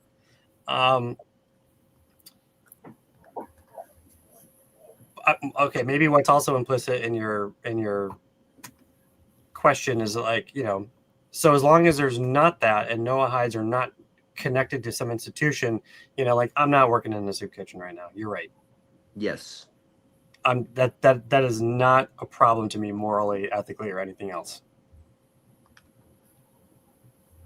Well, how is that not a problem morally, ethically, or anything like that? Because I have no obligation to do that. It's okay. It's like extra, you know? I'm not saying like it's bad. Of course it's not bad. I mean, it's good. I guess like that just sounds. I got other shit to do. Yeah, but that just sounds like. I mean, and I don't need to be part of a Noahide or any kind of institution to scratch that itch. Right? So there are other itches in my life for me to scratch that are charitable work kind of things that I'm motivated to do, and I don't necessarily need an institution to do it. Certainly not a physical one either. I guess. I guess it's just okay. Huh. I'm a little taken aback by that, and Checkmate, I don't know atheist. No, because it feels what's a inoffensive way of saying this? We'll say it offensively. It's okay. I'm autistic. Yeah, it feels like well, it does feel like the difference between a law-based versus like a virtue-based. Like, well, I have these certain laws that I need to fulfill, and as long as I'm fulfilling these laws, that's good. And then like a Christian or virtue ethicist would be like, well, I can never fully complete all the virtues, but I want to be as much in virtues, and it is instead of laws, but a set of virtues that I want to sort of uphold and maximize. They're not mutually exclusive, and they're not at odds with each other. It kind of sounds like No. No. You could make an argument. right. Sorry, Sandy, you can jump in, but I want to say like they're like two different things. I mean, if I want to improve my character traits, right? My midot, you know, and I want to work on. I mean, that is a part of life for everybody.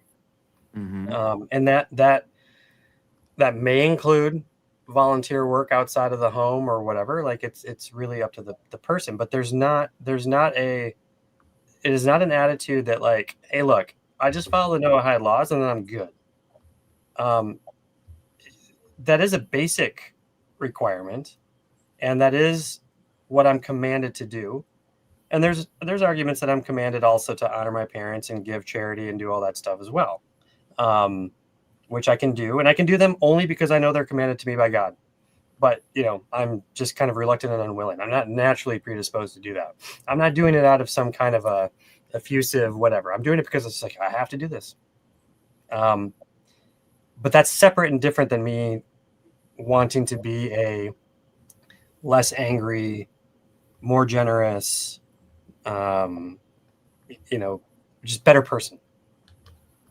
And I could also try to be a better person and not pay attention to following the Noahide laws. But I mean, the thing is, you know, you can't that I think doesn't really work. I mean, I could do a lot of soup kitchen volunteer work, but still be a serial killer on the side, and that would be a problem. Better not to murder anybody and not work in So the soup kitchen. So there is it a isn't. hierarchy. It isn't only about soup kitchens. So I think Okay, sure. the other areas is that your democracy works better if you're part of like these institutions, because trusting other people makes it so that you're more likely to vote. So the more, if you would attend a religious institution, you're more likely to vote. You're more likely to believe in the democratic process. You're more Yeah. likely to trust your neighbor. Like I don't know, man. Like that's I'm a Curtis Yarvinstan monarchist reactionary, and I'm happy to work in soup kitchens and trust neighbors, and churches are Well, fine and all that stuff. I say It's that not making me a better Democrat. the only reason you're like Curtis Yarvin is because you don't attend a religious institution. If you did, No, I that's- think you would that's- be a bigger Democrat. Yeah, No, I think I that's don't- true. I don't think that's true at all. I don't think that's Well, true. I can show you the graphs to point No, that's but true. I that can poke holes in all of those graphs. You're not going to be able to prove what you want to prove. Look, I'm very much open to change my mind. All I'm just saying is people believe more in democracy when people were attending more clubs and religious institutions. Well, could you post the study on that in the chat, Trey? You got to just read the Putnam books, Kirk. Yeah, That's- Trey is correct that Putnam is a good scientist, and it's great to actually listen to to Putnam. It's unfortunate that Trey has never taken a science class in his life, and it's honestly like I know. really wish Trey you would take an undergraduate science class, but I find it absolutely hilarious that No. Jonathan and Andrew are like so far to my right, so incredibly far to my right. I that have to they- beat off the anti-Semitist with a stick.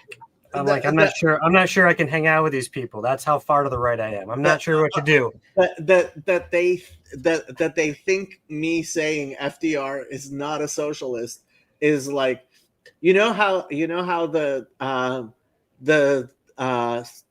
DSA types make fun of the neoliberal Democrats, right? Who are just conservatives. Like, you guys are doing that to me on one side, while Trey on the other side is like, Jacob's fascist.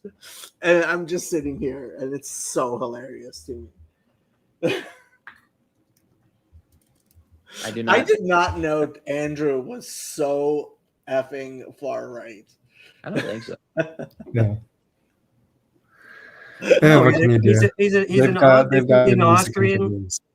libertarian and the Fed. Like, he's not being ironic. He was not joking.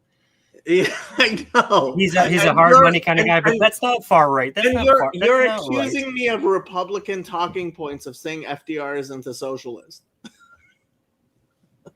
I mean, what would you call him?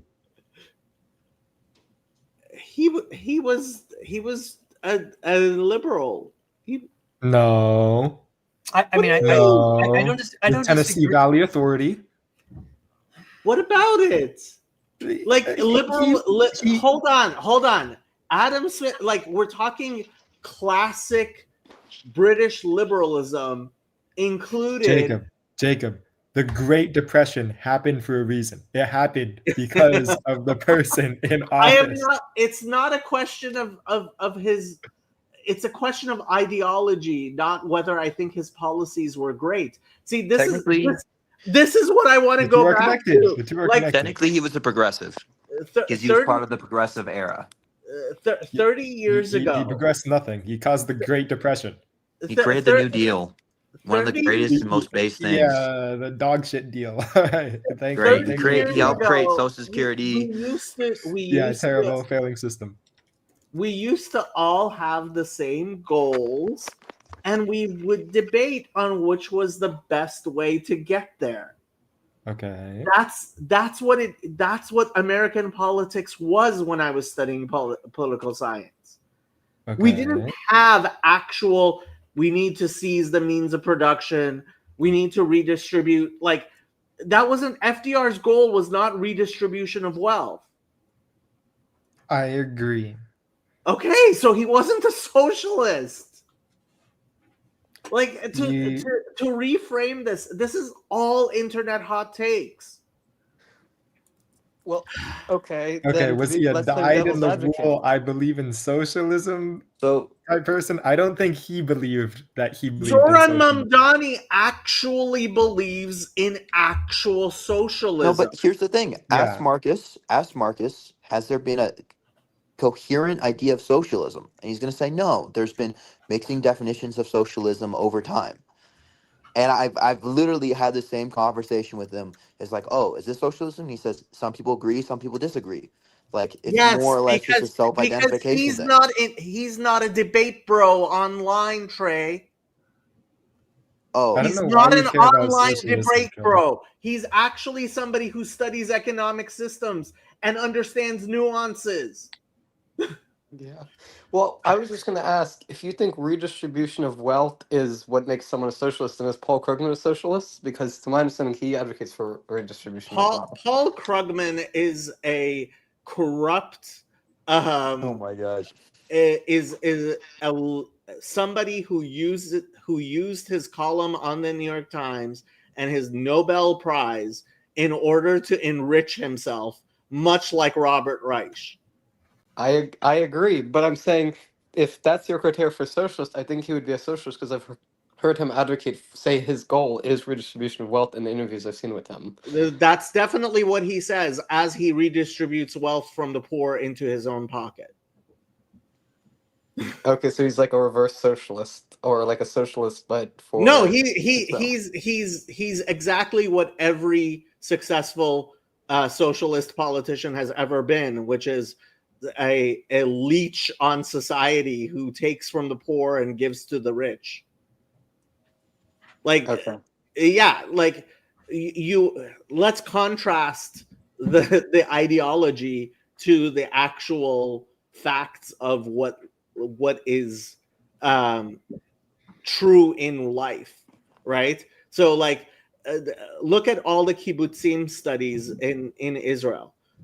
All of they were actual literal communes, and what happened in those communes was there was class differences where there were the workers who ended up out in the fields doing all the hard work, and then there were the people who worked in the office and did no work and were lazy and lived like Karl Marx actually lived. I mean, the life of Karl Marx is the perfect example of what Marxism ends up with being, which is somebody who sits around, a dilettante who contributes nothing to humanity, eats and borrows money he never pays back, takes money from people, and just pontificates about how morally superior he is to the capitalists who are actually creating wealth in the world. Yeah, this is part of the knowledge problem. I think Friedrich Hayek identified. Like, if you have a central planner, the problem is they don't necessarily know what's in the best interest of most people because the distribution of knowledge is limited. So years Not ago, anymore. there was a meetup group here in Los Angeles for the IDW, and it was actually pretty big. And I was active on Eric Weinstein's. This was one of the times I actually got to meet him in real life. I invited him to the meetup group, and he came and he bought us all beers. So this is the time that he bought me a beer. And even though I had bought my own beer and drank it already, I drank the beer just so I could say Eric Weinstein bought me a beer. Anyway, we were having, and it was, frankly, I was sitting there at the meeting. We had one of these internet debate bro libertarians and one of these internet debate bro socialists, and they were having the same conversation that I used to have when I was in high school 30 years ago, right? And they were making all the same talking points all over again. It was the most boring thing in the world. And Eric came in, he listened for all of 2 minutes, and he blew the conversation away and absolutely blew my mind by making a point which decimated both, right? And his point was our concepts of economics, all of them, every understanding of we have of economics, and I've spoken to Marcus about this, right, is based on the fact that we have whatever market we have, and then we have market failures when it comes to public goods. So what is a public good? It's non-excludable, and it's non-rivalrous. It's not excludable and it's not rivalrous. And when you look at what's going on the internet, the most important goods are not excludable and they're anti-rivalrous. I could give a whole thing explaining that. Anybody who needs to look it up, or we could even talk about it if you guys want. But when you realize that a larger and larger percentage of our GDP is functioning on anti-rivalrous goods, Marxism and every capitalist system that we have just fails. And so having this incredibly stupid 20th century discussions as we walk into the 21st century about economics is just, it's mind-bogglingly dumb. But here we are. Well, I would like, if it's okay, for you to explain what you mean by like anti-rivalrous goods are growing as GDP, because I don't exactly know. I've Sure. heard the term public good, but I don't really know what it is. Okay, so we live in Los Angeles, at least several of us, right? And there is the beach in Los Angeles. It's not excludable, and to some extent, it's not rivalrous because everybody can just see the view off the beach, right? Now, if somebody were to ruin the view, the beautiful beach, right, which is possible, you could do that, right? So truly being non-rivalrous. So to explain excludable means you can charge people for it, basically, right? So coming into my house and sleeping on my couch is something that is excludable. I can say no to people and I can keep people out, right? The view of the beach, or if I have a beautiful building, right? The Getty Museum, right? Everybody all over the city can see the Getty Museum, kind of, right? Or the Hollywood sign, right? It's not excludable. Everybody can see it, and I can't charge for it, right? Yes, Paul, I would take you in. And as far as rivalrous, so in real life you hardly have anything that's truly non-rivalrous, right? But the fact that I am looking at the Hollywood sign does not in any way diminish any real way diminish the enjoyment that somebody else gets from seeing the Hollywood sign. Okay? The problem is when you get to non-excludable, non-rivalrous goods, right? For example, the fire department. Having people actually put out fires before they get, like, that helps everyone. It's not excludable. It's not rivalrous. Everybody is getting a benefit, and that's why we pay for the fire department to like we have it as a public service. Same thing with police. It's non-excludable. It's not rivalrous, right? Having a police department, you can't charge and only have the people who want to have police services pay for it. That's why libertarian economics fails, and frankly socialist economics fails as well, right? Now when you talk about the most important service that human beings have, right? Google, Facebook. Facebook. Trey, is there something you want to say? No, you're right, man.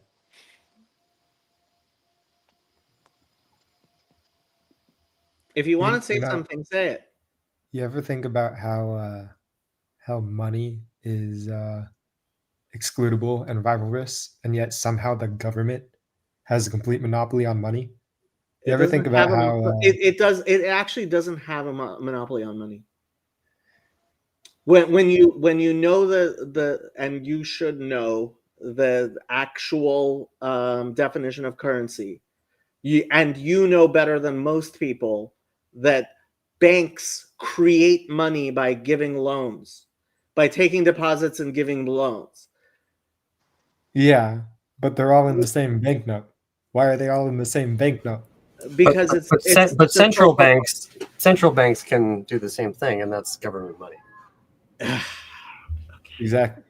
Why am I with these? It's turtles all the way people? down.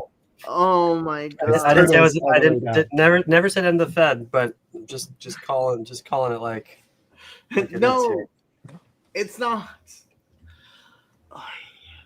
How do we even get on this back to conversation? non-rivalrous, anti-rivalrous goods. An anti-rivalrous good is a cake that as you eat it, you get more cake. Mm-hmm. Right? So, like, if I said I wanted to give everybody like a nice pink hat, and I basically said the government can distribute pink hats, would that make me a socialist? And I said everyone has a right to a pink hat. Trey? You said a bunch of stuff there. No, that has No. nothing to do with it. I don't know why you're so interested in socialism, Trey. Why are you so I don't interested? know why. I don't know why. You don't know Wow, why. we have Grizz watching on X. Central banks are above government, FFS. That's what they want Can you I to actually think, Chris. ask a question they where I'm want you going to to think. learn from everybody here?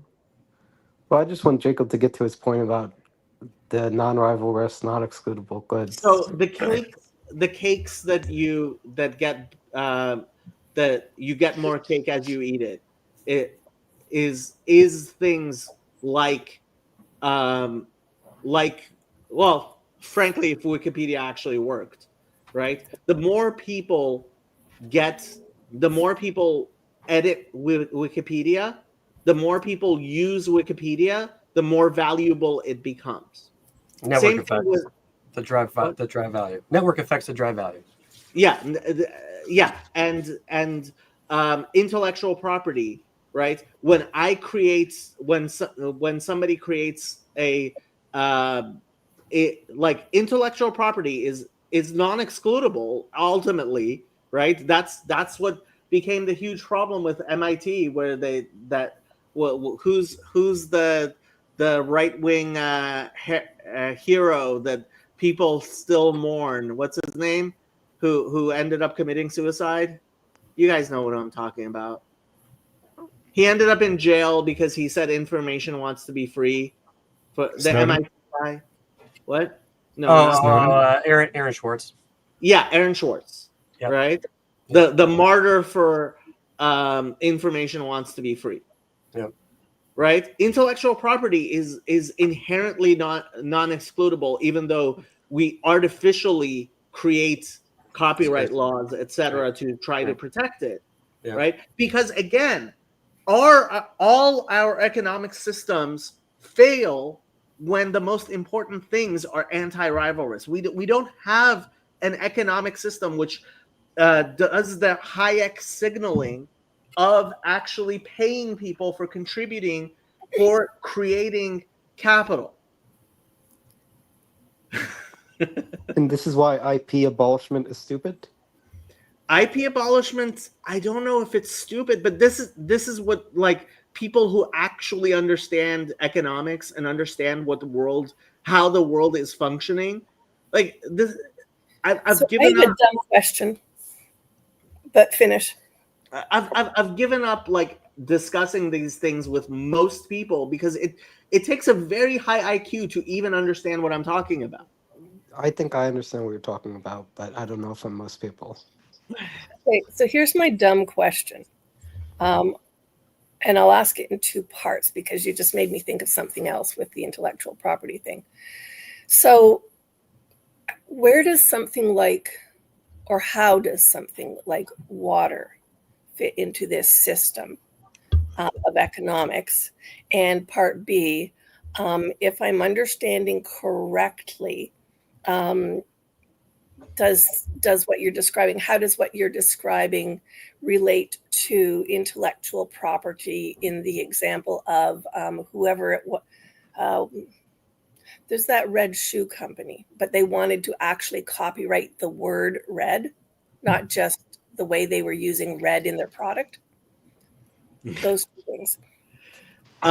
Okay, so water is incredibly complex as an economic good, because it is a traditional economic good, and that's Yep. why if somebody wants to look up riparian rights, RIPARIAN, when it comes to property rights, especially in North America, like riparian rights are a huge part of the legal system, because you're right. Water is one of these things where it's life and death. That's why they try. Like the movie Waterworld was made, because, and why water becomes a commodity for trade in whatchamacallit, in Dune, right? So you're hitting upon something that's important, but water ultimately is excludable, and it is completely rivalrous, Totally right? right. Yeah. And our legal system for hundreds of years, if not thousands of years, has very much been based on how do we regulate water, right? And so that's traditional economics. And then you come up with something like desalination plants, and you start creating water with hydrogen and oxygen, and oh wow, now life is so different. Yep. Right? And that's like- what's going on with technology. It's like energy, Yeah. cheap Yeah, energy. Yeah. So, is the moral of the story that you think market failures are going to increase as anti-rivalrous and non-excludable technology grows online? Completely. Mhm. Completely. And it's not only online. Once you're talking about artificial intelligence and automatons, right? The more artificial intelligence you have, the more it creates more artificial intelligence and more intellectual property. The more automatons you have, the more they can start creating other automatons, right? You are you are actually like moving the entire economy into a market failure.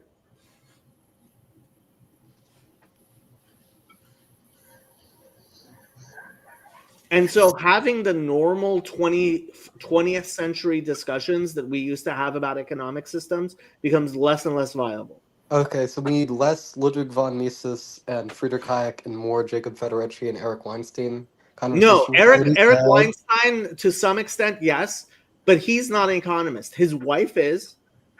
She's certainly talking about this stuff, but she works for Soros. Yeah, I don't know much. I have a question for the It's probably a good audience. job. I have a question for Trey. Okay. Why do you care about socialism? You know, actually, you're right. I Did don't we care try about it? But what I Didn't we do try care it about already? is Aren't you the big try things And- and see if they work guy? I only care about shooting guns with socialists. That's my only project. You know what? I only care about being a Putnam pilled, and hanging out with socialists may make me more Putnam pilled. That's it. So anyway, so transients. since all the old heads, I've been, at this point in my life, and I'd like to get some advice on this.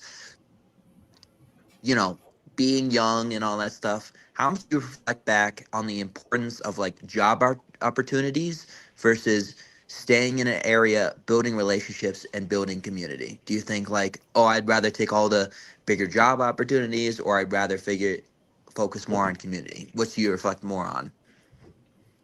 Is this a thought experiment? Uh, No, it's really old heads. I'm just curious. Like, did you, How old do you have to be? you're older than me. Whoever passed their 20s, who was no longer in their 20s and 30s, maybe. like my Wow. sister at 14, now that you're 17 and over the hill.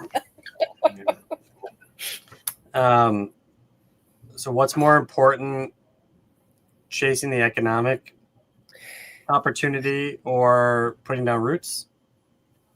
Assuming those are mutually exclusive, assuming that's not a false dichotomy. Well, This I guess is a thought experiment. I don't then? know. Well, Yeah, I'm assuming it would be a false dichotomy, especially if you're like moving to new job opportunities. I'm talking about like, it's so like it seems like there's a problem where in our current society, everyone is sort of already transient, right? Where each person like in their 20s is also looking out for themselves, right? So if they see another opportunity, they're also Mhm. going to move, Okay. right? So Yeah. it's kind of like the prisoner's dilemma, where it's like, oh, I do want to build down roots, but if I can't, if no one else has the same expectation, then why should I also have the same expectation? Does that make sense? my Yeah, question it does. is, I just how go ahead, did we Steve. have this sorry, just to add into it. My question was, what Jacob pointed at a minute ago was, how do we have the 21st century conversation about economics and transience, and like, or how, as Trey's saying, if we're still thinking in 20th century realities? Because when you give that choice as you can choose either or, I'm like, can you? Some Like- people can, not everybody. Right. Now, I mean, I would.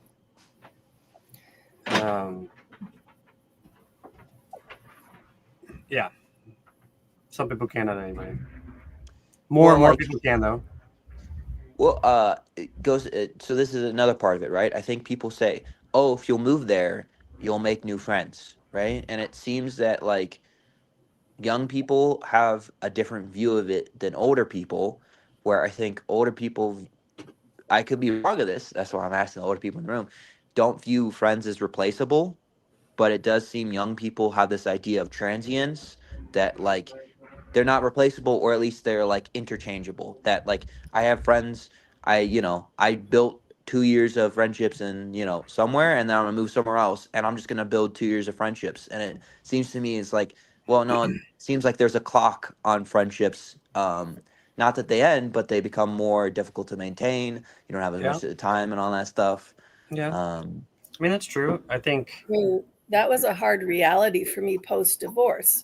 If you move, you have to make new friends. Not you can make new friends, you have to make new friends, because even a half an hour away, the dynamic around living in my new economic situation and putting out the effort to maintain old friendships, that puts a huge burden on me if it's not being matched on the other end. So you have to make new friends to live. You must. One of the things I am most proud of is my friends who I've been friends with for 30 years. Yep. Like, no new friend is going to, like, one of the friends I invited to your Halloween party, Trey, he couldn't come. I've been friends with since we were 12. That's 36 years. Right, but so I don't think that you had the so like you didn't make the same plan of staying in LA your whole life, right? It has nothing to do with it. I have friends, like last summer, my friends from high school, we all rented a house in near the Channel Islands, and people flew in from other states and frankly other countries so that we could spend the weekend together. Yeah, I mean, Yeah, no, Trey, like, Well, and that goes to what Jonathan pointed at. Some can, some can't.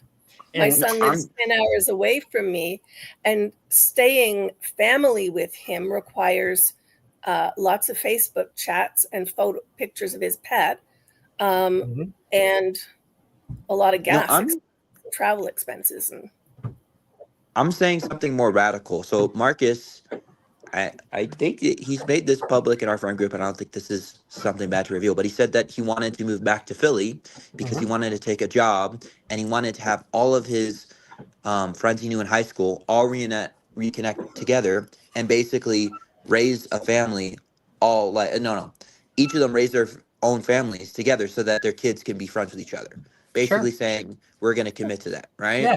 That's And- different than saying like no, we're going to stay friends, you're I in know New you're- York. Like I know I would you're- like I know me you're and saying, Trey. Andrew to have a commune, Yeah, but I don't I want know- to force. Okay, I'm gonna sorry, you go. Well, I mean, so that just involves trade-offs.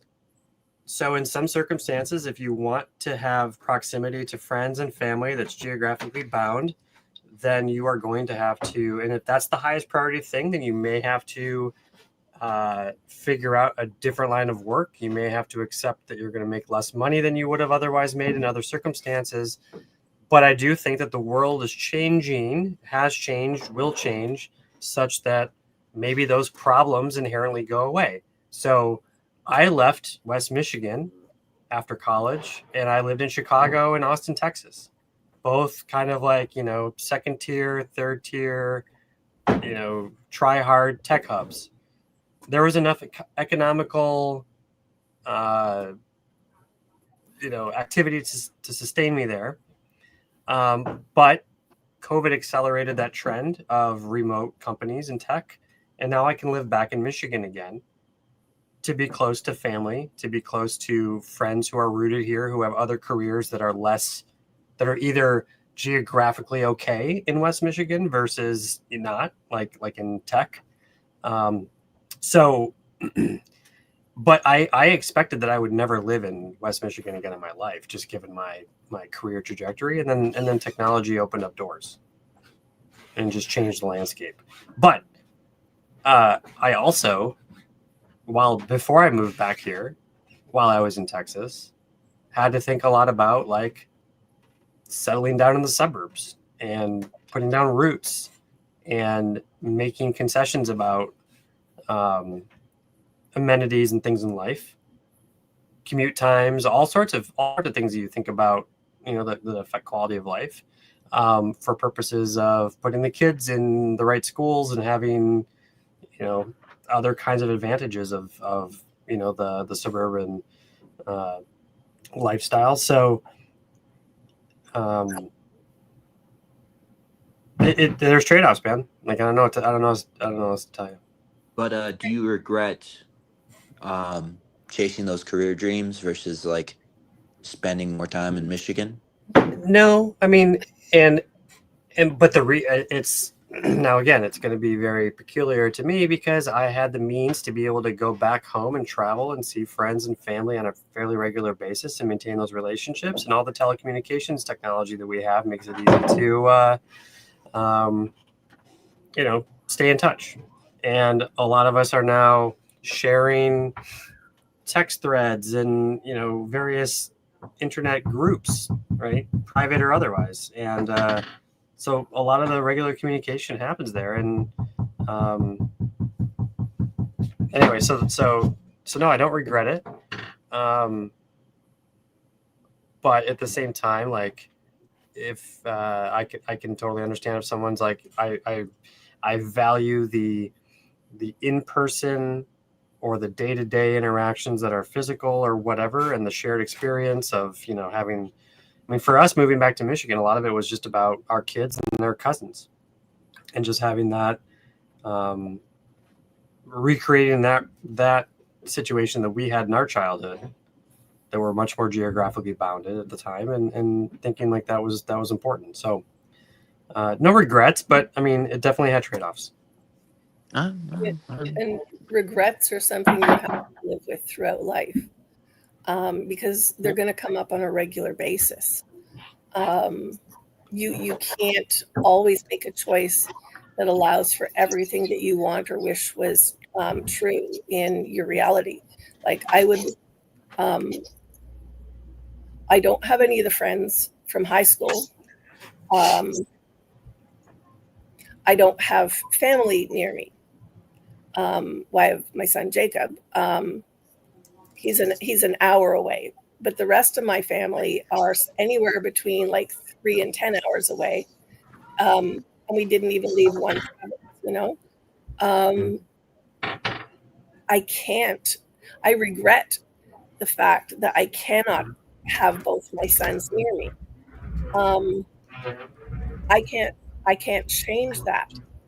I can choose to stay here, where I will probably be still connecting with group homes and looking after my older son until I'm 100, or I can choose to move north and away from that relationship, where and trusting him to be alone with whatever he's built up, to the group home and close to where my younger son lives, in the hopes that at some point in my late 90s he might actually look after me. But I can't actually like go through a book of choices and say I want all of these things. That's not possible. There are regrets. I get to choose how I'm going to live with them. Thank you for that. I was curious. Trey, like, I think there is some truth and wisdom in being part of local communities. And I won't argue that that's not normally important. And even normal. I think the amount of institution, we could quibble about that, but when you have a marriage, when you have children, that is a type of community for sure. When you have extended family, that is a type of community for sure. There's Mason lodges and churches and professional memberships. Even like work, like we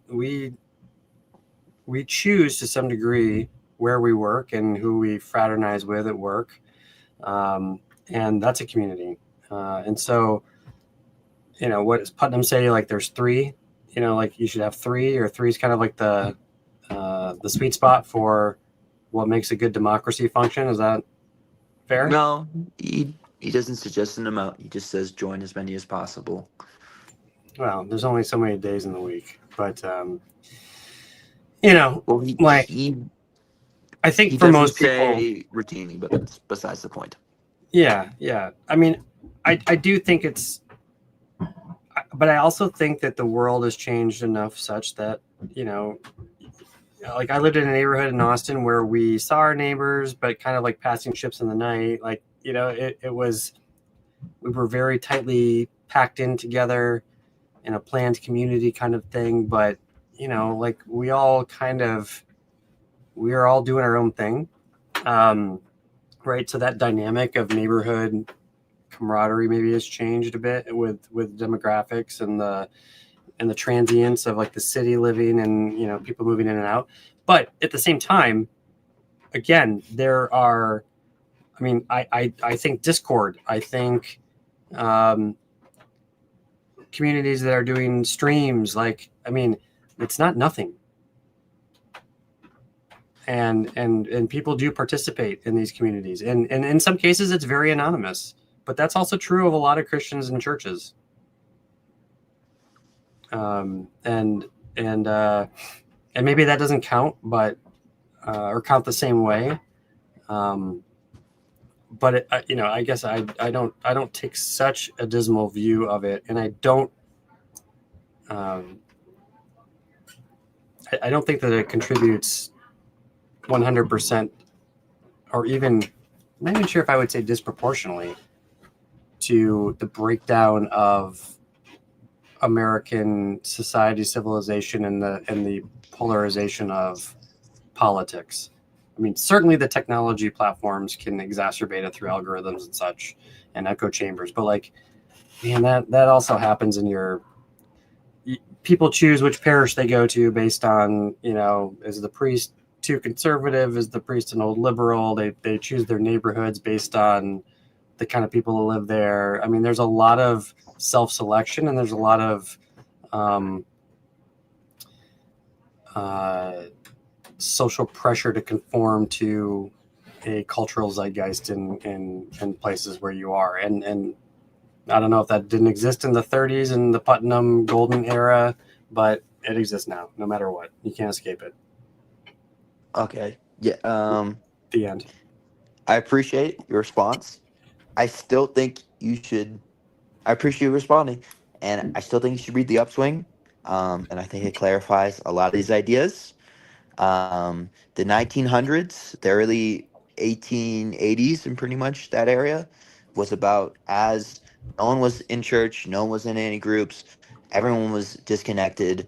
All the problems we have today are very similar to the 1880s, but people decided against it, and that's what The Upswing says. And so that's all I recommend you to read. It's a good book. Okay.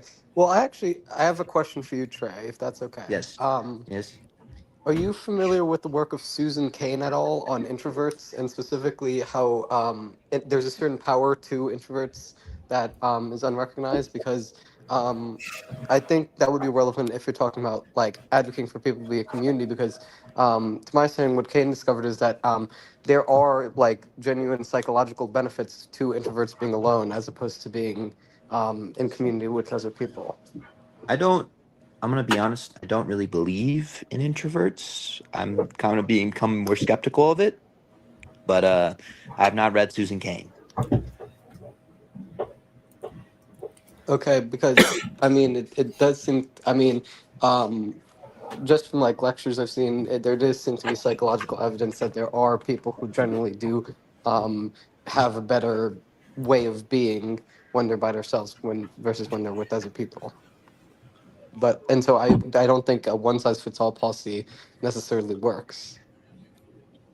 So what I've understood about introverts versus extroverts is that extroverts are more common, have the ability to talk more with strangers, and introverts are not so.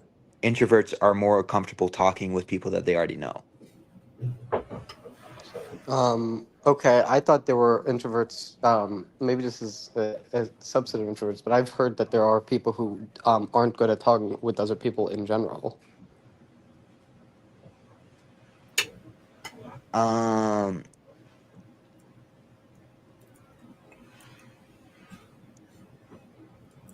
I don't know. I mean, I don't think. I think it's more about how you're energized and how you're oriented, and less about your ability. Like I'm an introvert, but like you put me on a stage and I can perform. no, but Jonathan, you're saying you're an introvert, but you've been talking to us for about like what, in 2 hours, right? And Yeah. you haven't said that you need to recharge your social battery. Like I like the biggest indicator of like, what is it? Offing yourself is like isolation. It's like the biggest indicator for like worse income, it's like whatever, is just isolation.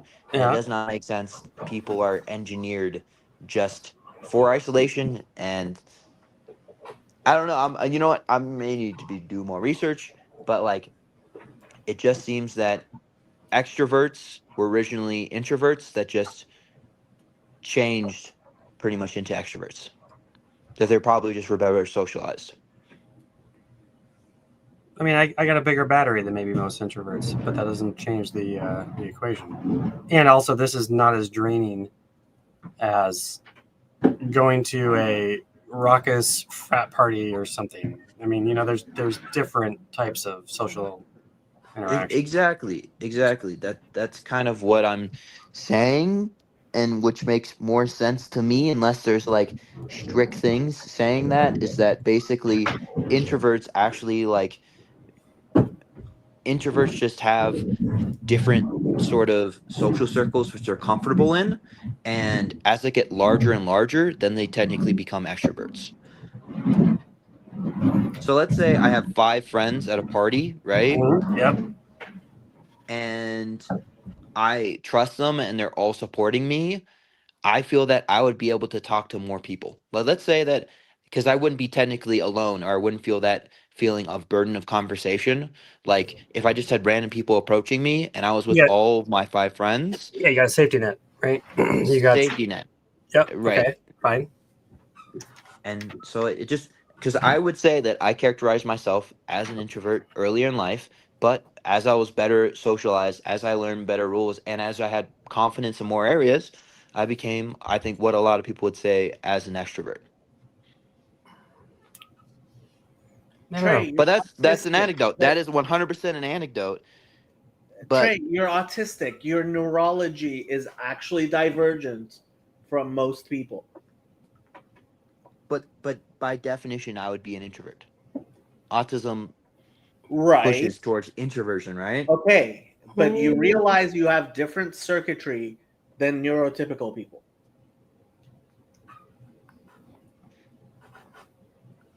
You're trying to extrapolate from your personal experience as someone who is ASD, right? No.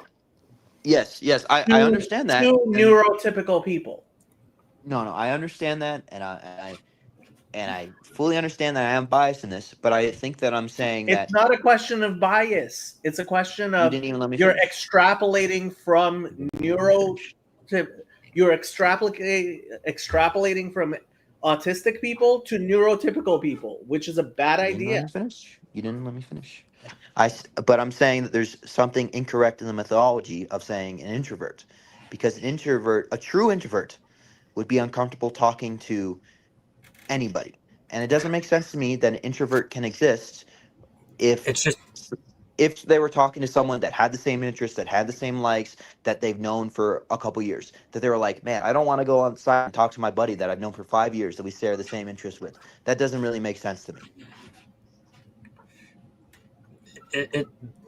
the introvert extrovert dichotomy distinction is a model, Trey, and like it's not set in stone. It's just a model as part of the Myers-Briggs paradigm that translates across a lot of different psychological personality tests and spectrums, but like it's an imperfect thing, right? Well, this is my conspiracy theory, and Okay, like, there it comes. you know, I just think it's like with the love language thing, where everyone thought, you know, love also a languages model. were in stone. What? It's also a model. Yeah, but it has no scientific evidence and it doesn't replicate. Well, okay, so it's a bad model. All models are something, and some are better than others. Yeah, all models are ultimately wrong, and some are more useful than others. And so, yeah, I mean, love languages, like, you know, I mean, Hold on, but I've never even heard of this love language thing. Introversion and extroversion has been part of like psychology research for decades now. love languages is a niche thing.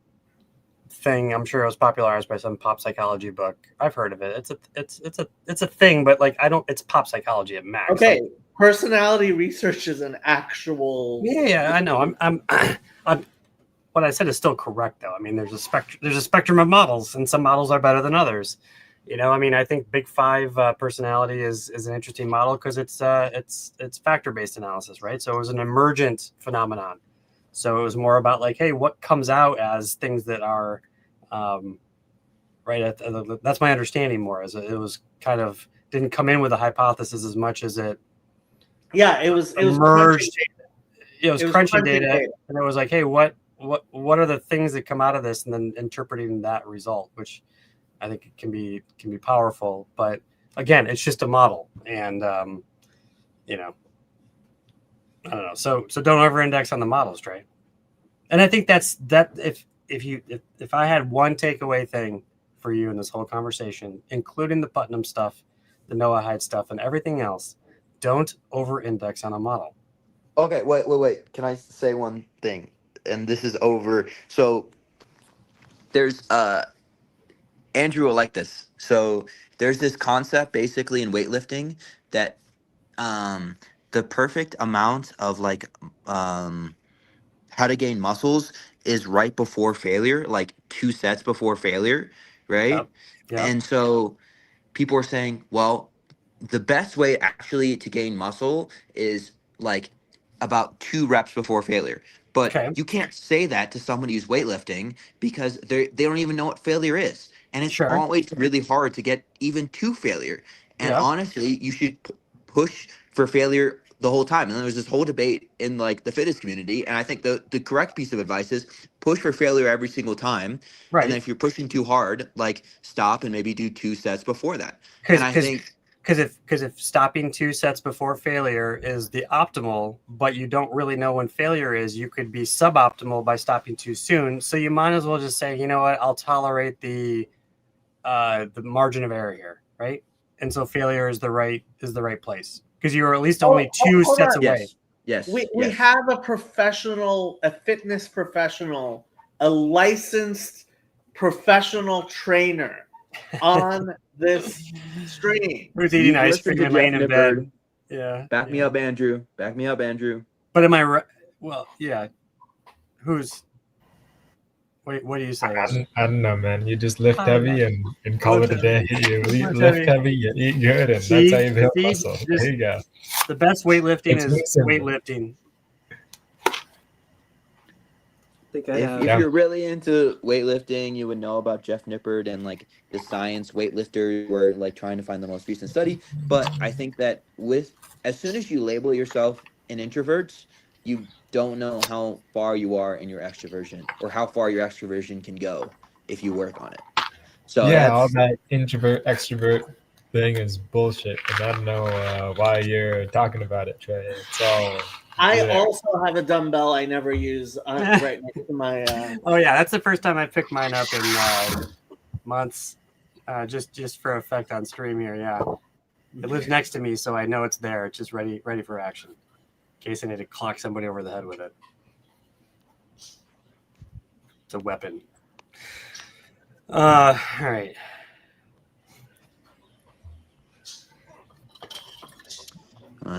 that's all I got. I should probably go and take a nap. So I'll catch Have y'all fun. later. Hold All right, on. Trey. I said, have Anyways. fun. Oh yeah, I'll have fun sleeping. All right. Good night. Good night. It's Bye-bye. too bad. It's too bad Hezzy's not on here, so he could tell us about Pasha Vieira. Hezzy flatters me. What? Come on, I gotta. If someone's gonna give us Torah in this group, it's gotta be Jacob. No, Oh. it's Rabbi Bressler. Private wrestler. Okay, here he is. Yeah. The office didn't treat me very well in the conversation. I said I never was does. ordained by Jacob, and she didn't take it as an authority. She wanted She's- to talk to She said she had to be everyone. somewhere, which is not, according to Jacob, that's not possible. She's everywhere, so that's a ruse. Tayo actually had lunch with her. PVK has actually met her in real life. She went to the meetup, right? Or one of those. Something like that, yeah. You know? She's an actual human being. I don't know how many staff members she has though. I don't think that she has staff members. I mean, she never mentioned any. She may not wouldn't talk, mention them. She but- wouldn't talk about it. That's Okay, that's the you point. you have to realize that we think, oh, Claire Kaw is really involved in our community, and we're a small community. She's involved in hundreds of similar communities. Hundreds. She has time. Why not? Yeah. Nobody has that much time. I don't think Claire is an individual human being. You could say that about Elon Musk too. He has staff. Who plays video Anyway, games? for him. Yoav, what did you want to say? Not much. I missed the conversation about color perception, and Oh yeah, you're Mr. Colors. That was 2 hours ago. What did I get wrong? I must have gotten No. something wrong. No, it's not. It's what was left out because the human brain just sits there and uses whatever information he gets. So if you're colorblind and you're not getting the color information, then the same circuitry is busy doing something else. And a colorblind person will see more shades of gray and more subtle details in the image. And what was missing in the conversation is what men are better at. I know it's not something that one discusses nowadays. Tracking movement, right? Could be, yeah.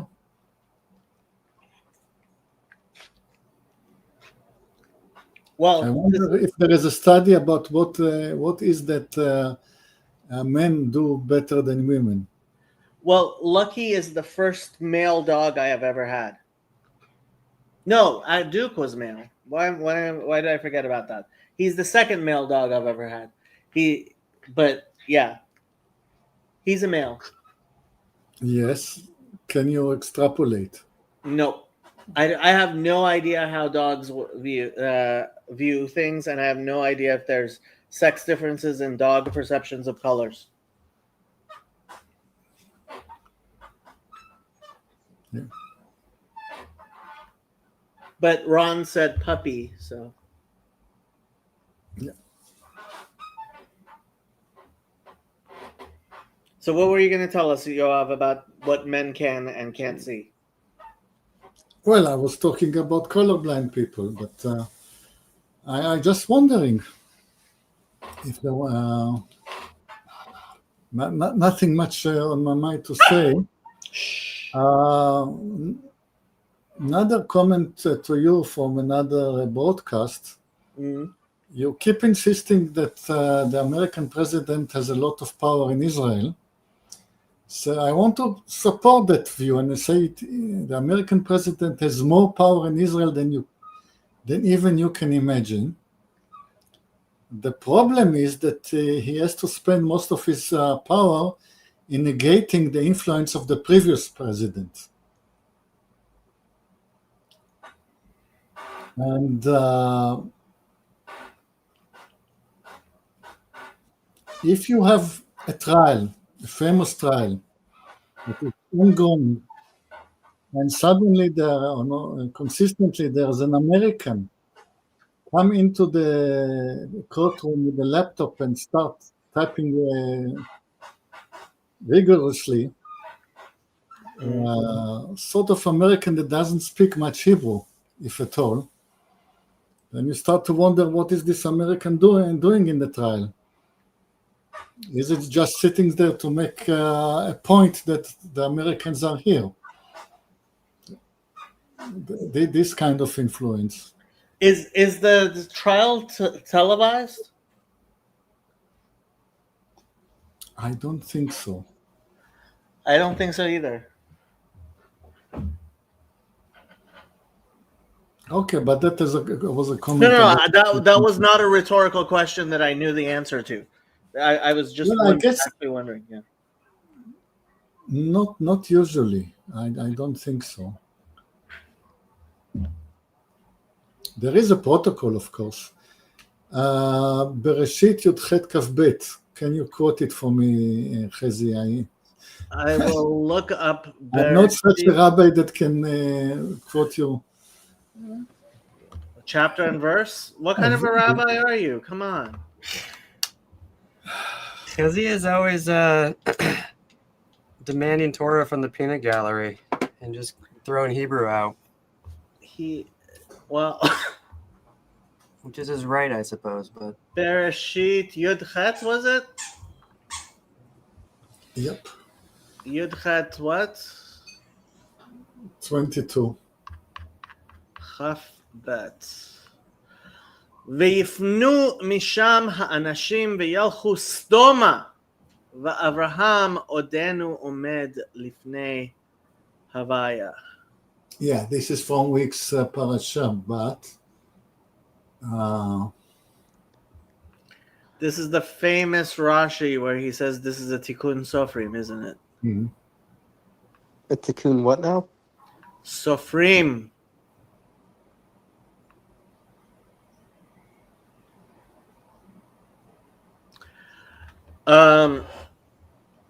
So Rashi says that originally the verse read the opposite, that God was standing before Abraham, and the rabbis changed the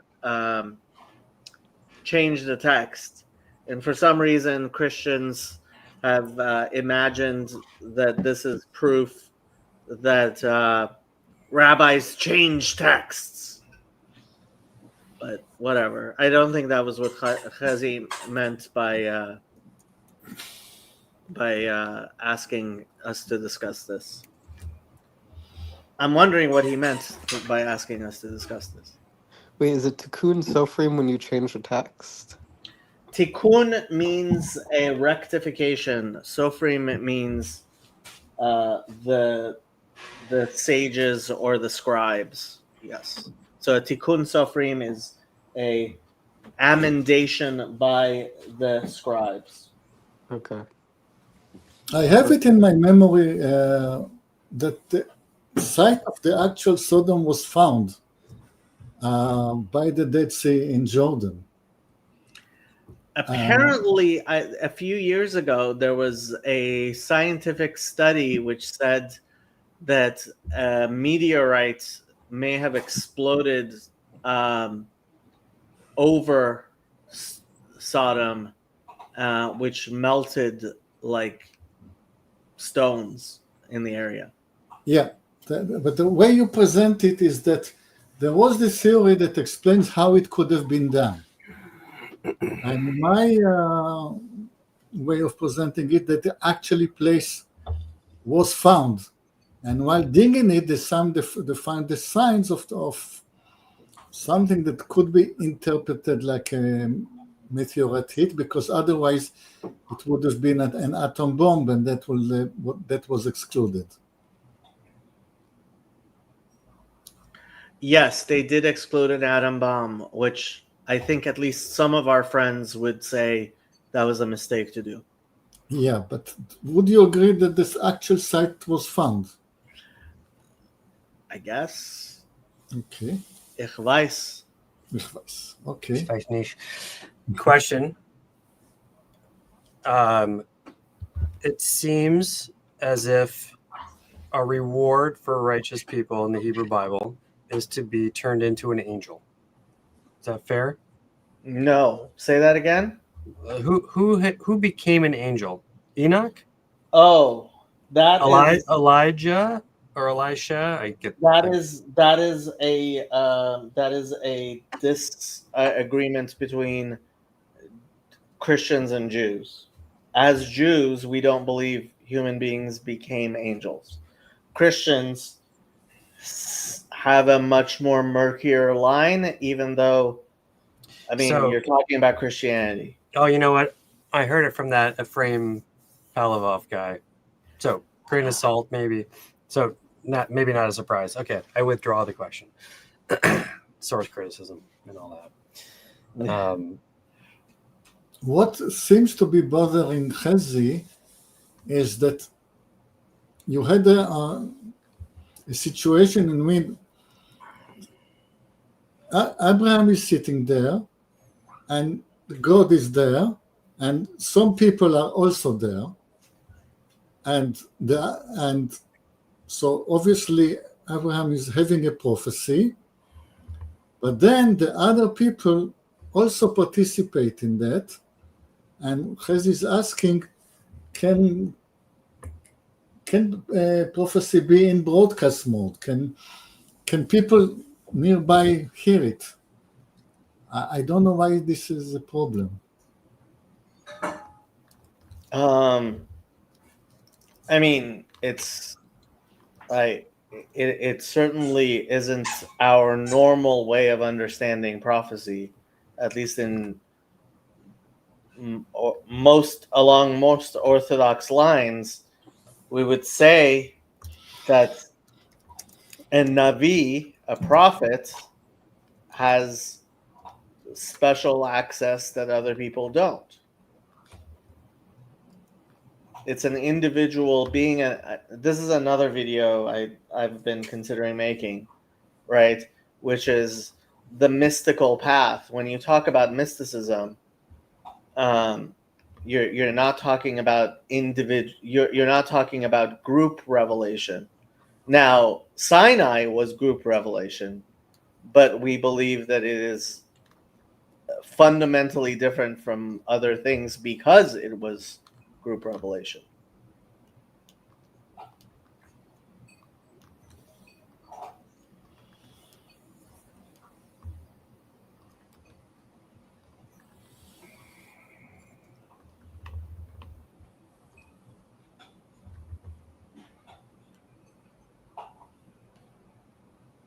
All right, wait a minute.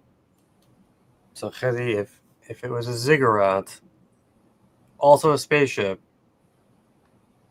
those seem to be mutually exclusive or very different.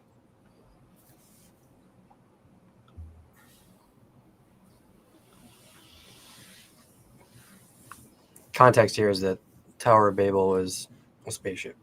No, I did not hear that theory. I feel like I've heard that theory. I mean, you're on the internet long enough, you hear a lot of theories. Yeah, but what does he mention it? Some are better than others, but wait, Moshe chilled with the angels. Who was it that encountered the angels but was not very chill? Was it the who was pretty terrified? Wasn't it Moshe? There were several people who encountered angels and were Yeah, and God was like, relax, they're not going to hurt you, but only because I'm not letting them hurt you because they want to hurt you. Yecheskel did. Yeheskel, okay.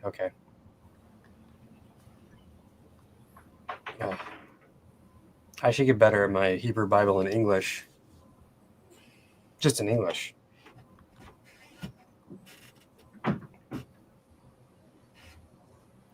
So, comedy of the conversation.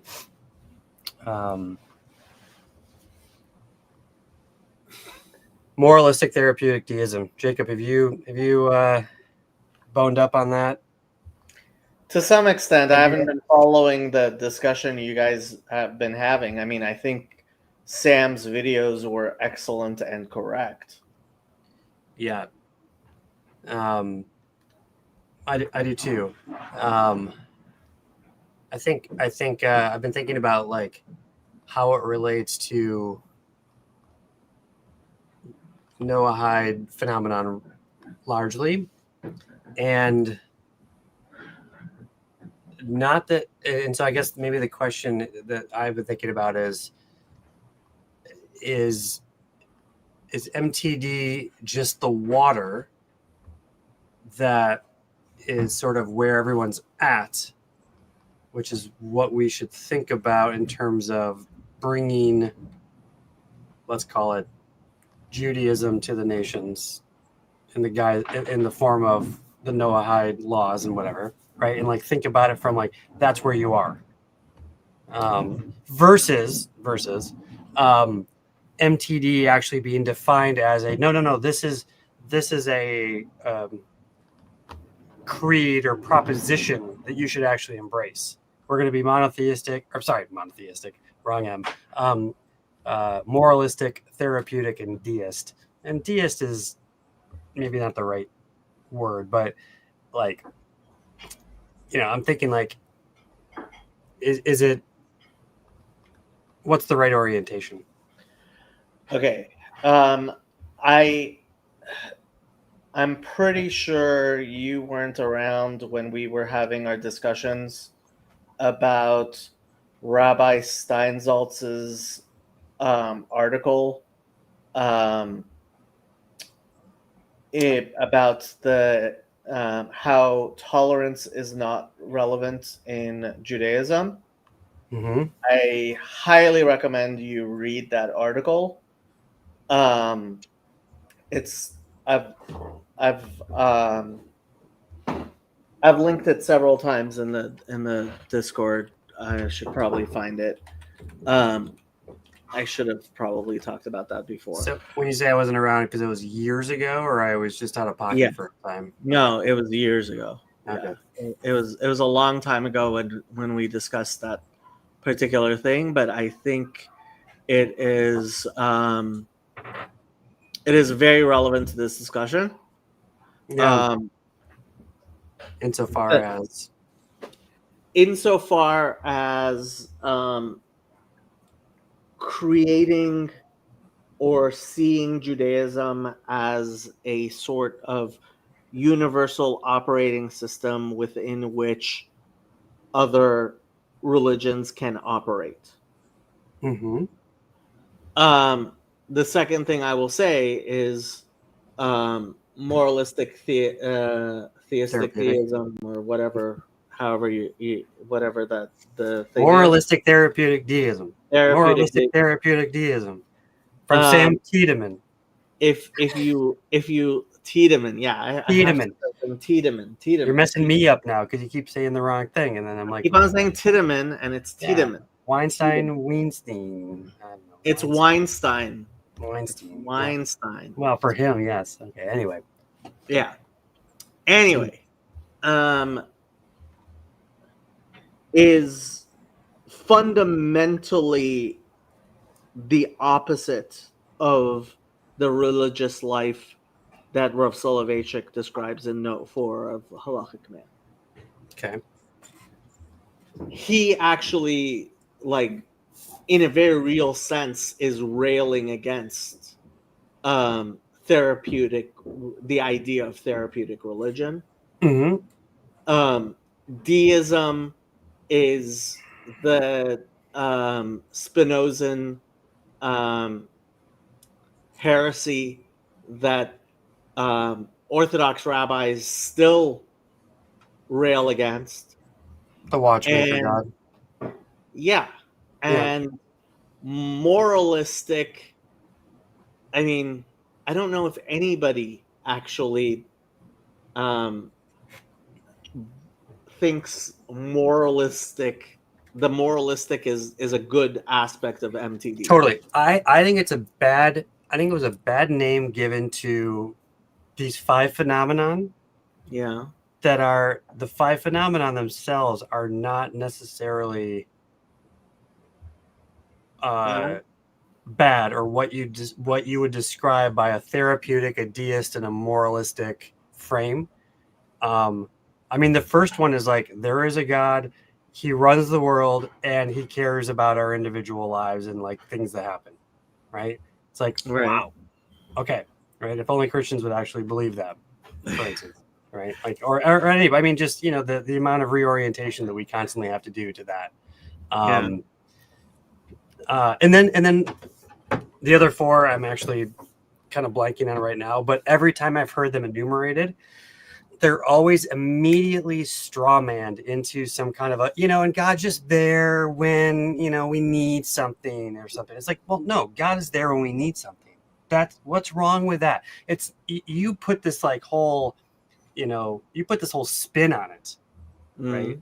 Or, so anyway, I think when you actually take the research and the five definitions that came from kind of where everyone's at in the zeitgeist from his research, I'm like, that's pretty friggin' close to not just Noahidism, Right. or not just the 7 Noahide laws, but actually like what would be enough to potentially represent like Garrett Toshoff status if like it's just like one, it's not many clicks away.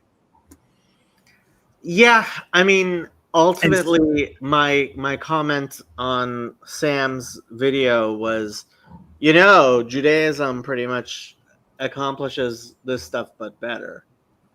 And I haven't read the article you posted, which I guess has these 5 things in it.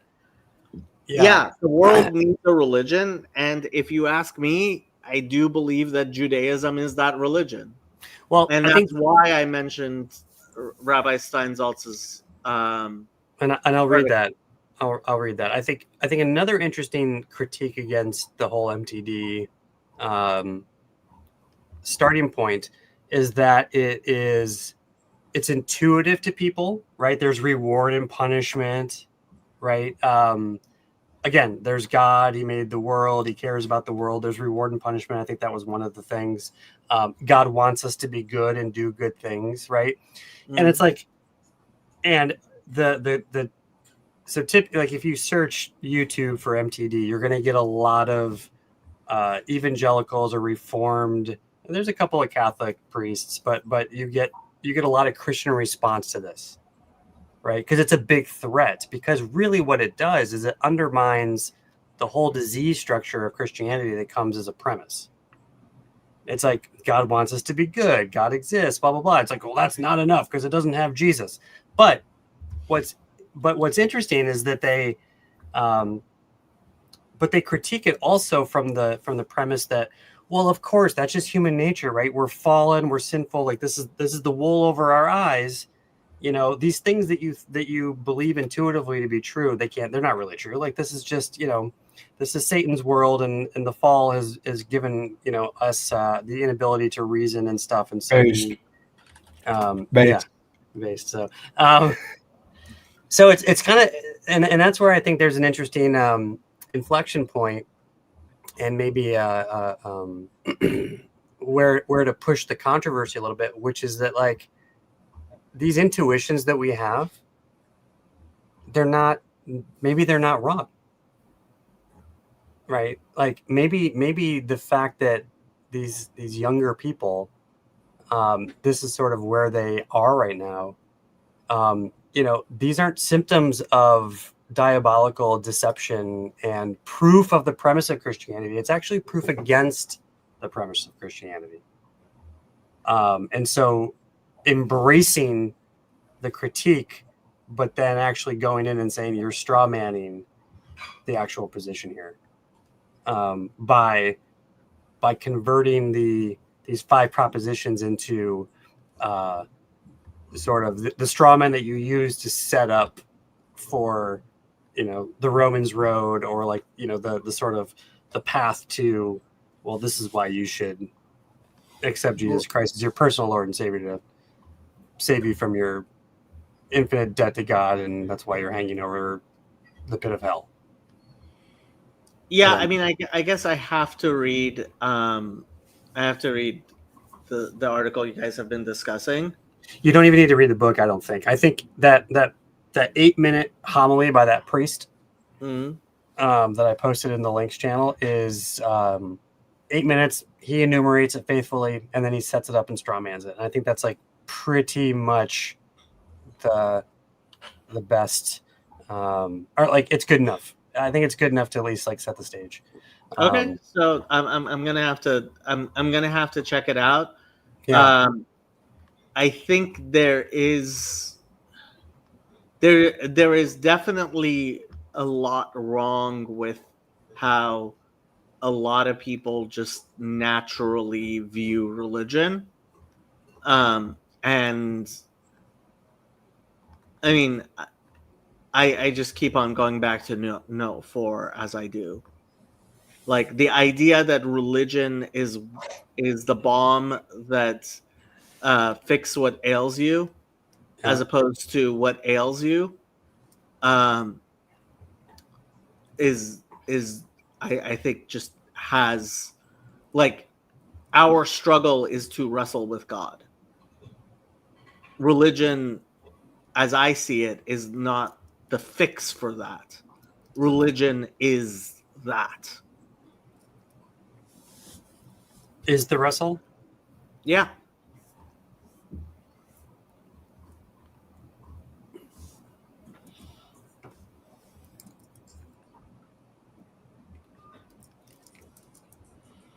Okay, we have. It is also the arena in which you're doing it. You are wrestling with God within a religion.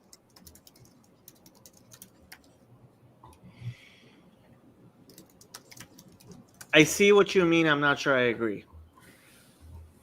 In 5 minutes, the Bible study is going to start. Mm. I am thinking. Anybody wants to give some last words? So before we let David have his show start, let's start. I don't know if Sandy and Kirk are there. Andrew. I'm here. Just maybe as the last word, if you can, I would recommend going to church or synagogue. I would That's my recommend that too. Sandy, what do you want to say? I would agree with that. I'll leave it at that. Andrew. Agree with note 4. Note 4 is I could not agree more with note 4. Rabbi Bressler. Nothing to say. Nothing to say. Rabbi Jonathan. Wrong. Noahidism will win the day. Bye bye. I'm going to use host's prerogative to put the Reverend Parcells to bed because he does need to get up in the morning. Sorry, Reverend. Thank you. But before he goes, I have a question. Let's say, God forbid, that I were to burn somebody at the stake for not being a Trinitarian. And I did not repent of that. Is that a salvation issue?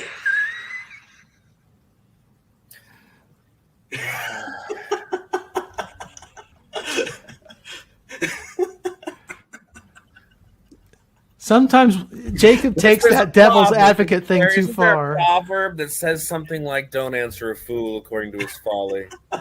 But there's a proverb that says, answer a fool according to his folly. There is. Exactly right. And I'm going to leave it to you guys to determine, which of those was applicable in this situation as I go. So, but anyhow, good. Thank It was you, good Reverend. to Thank chat you. with you all. Thank you. Good night. The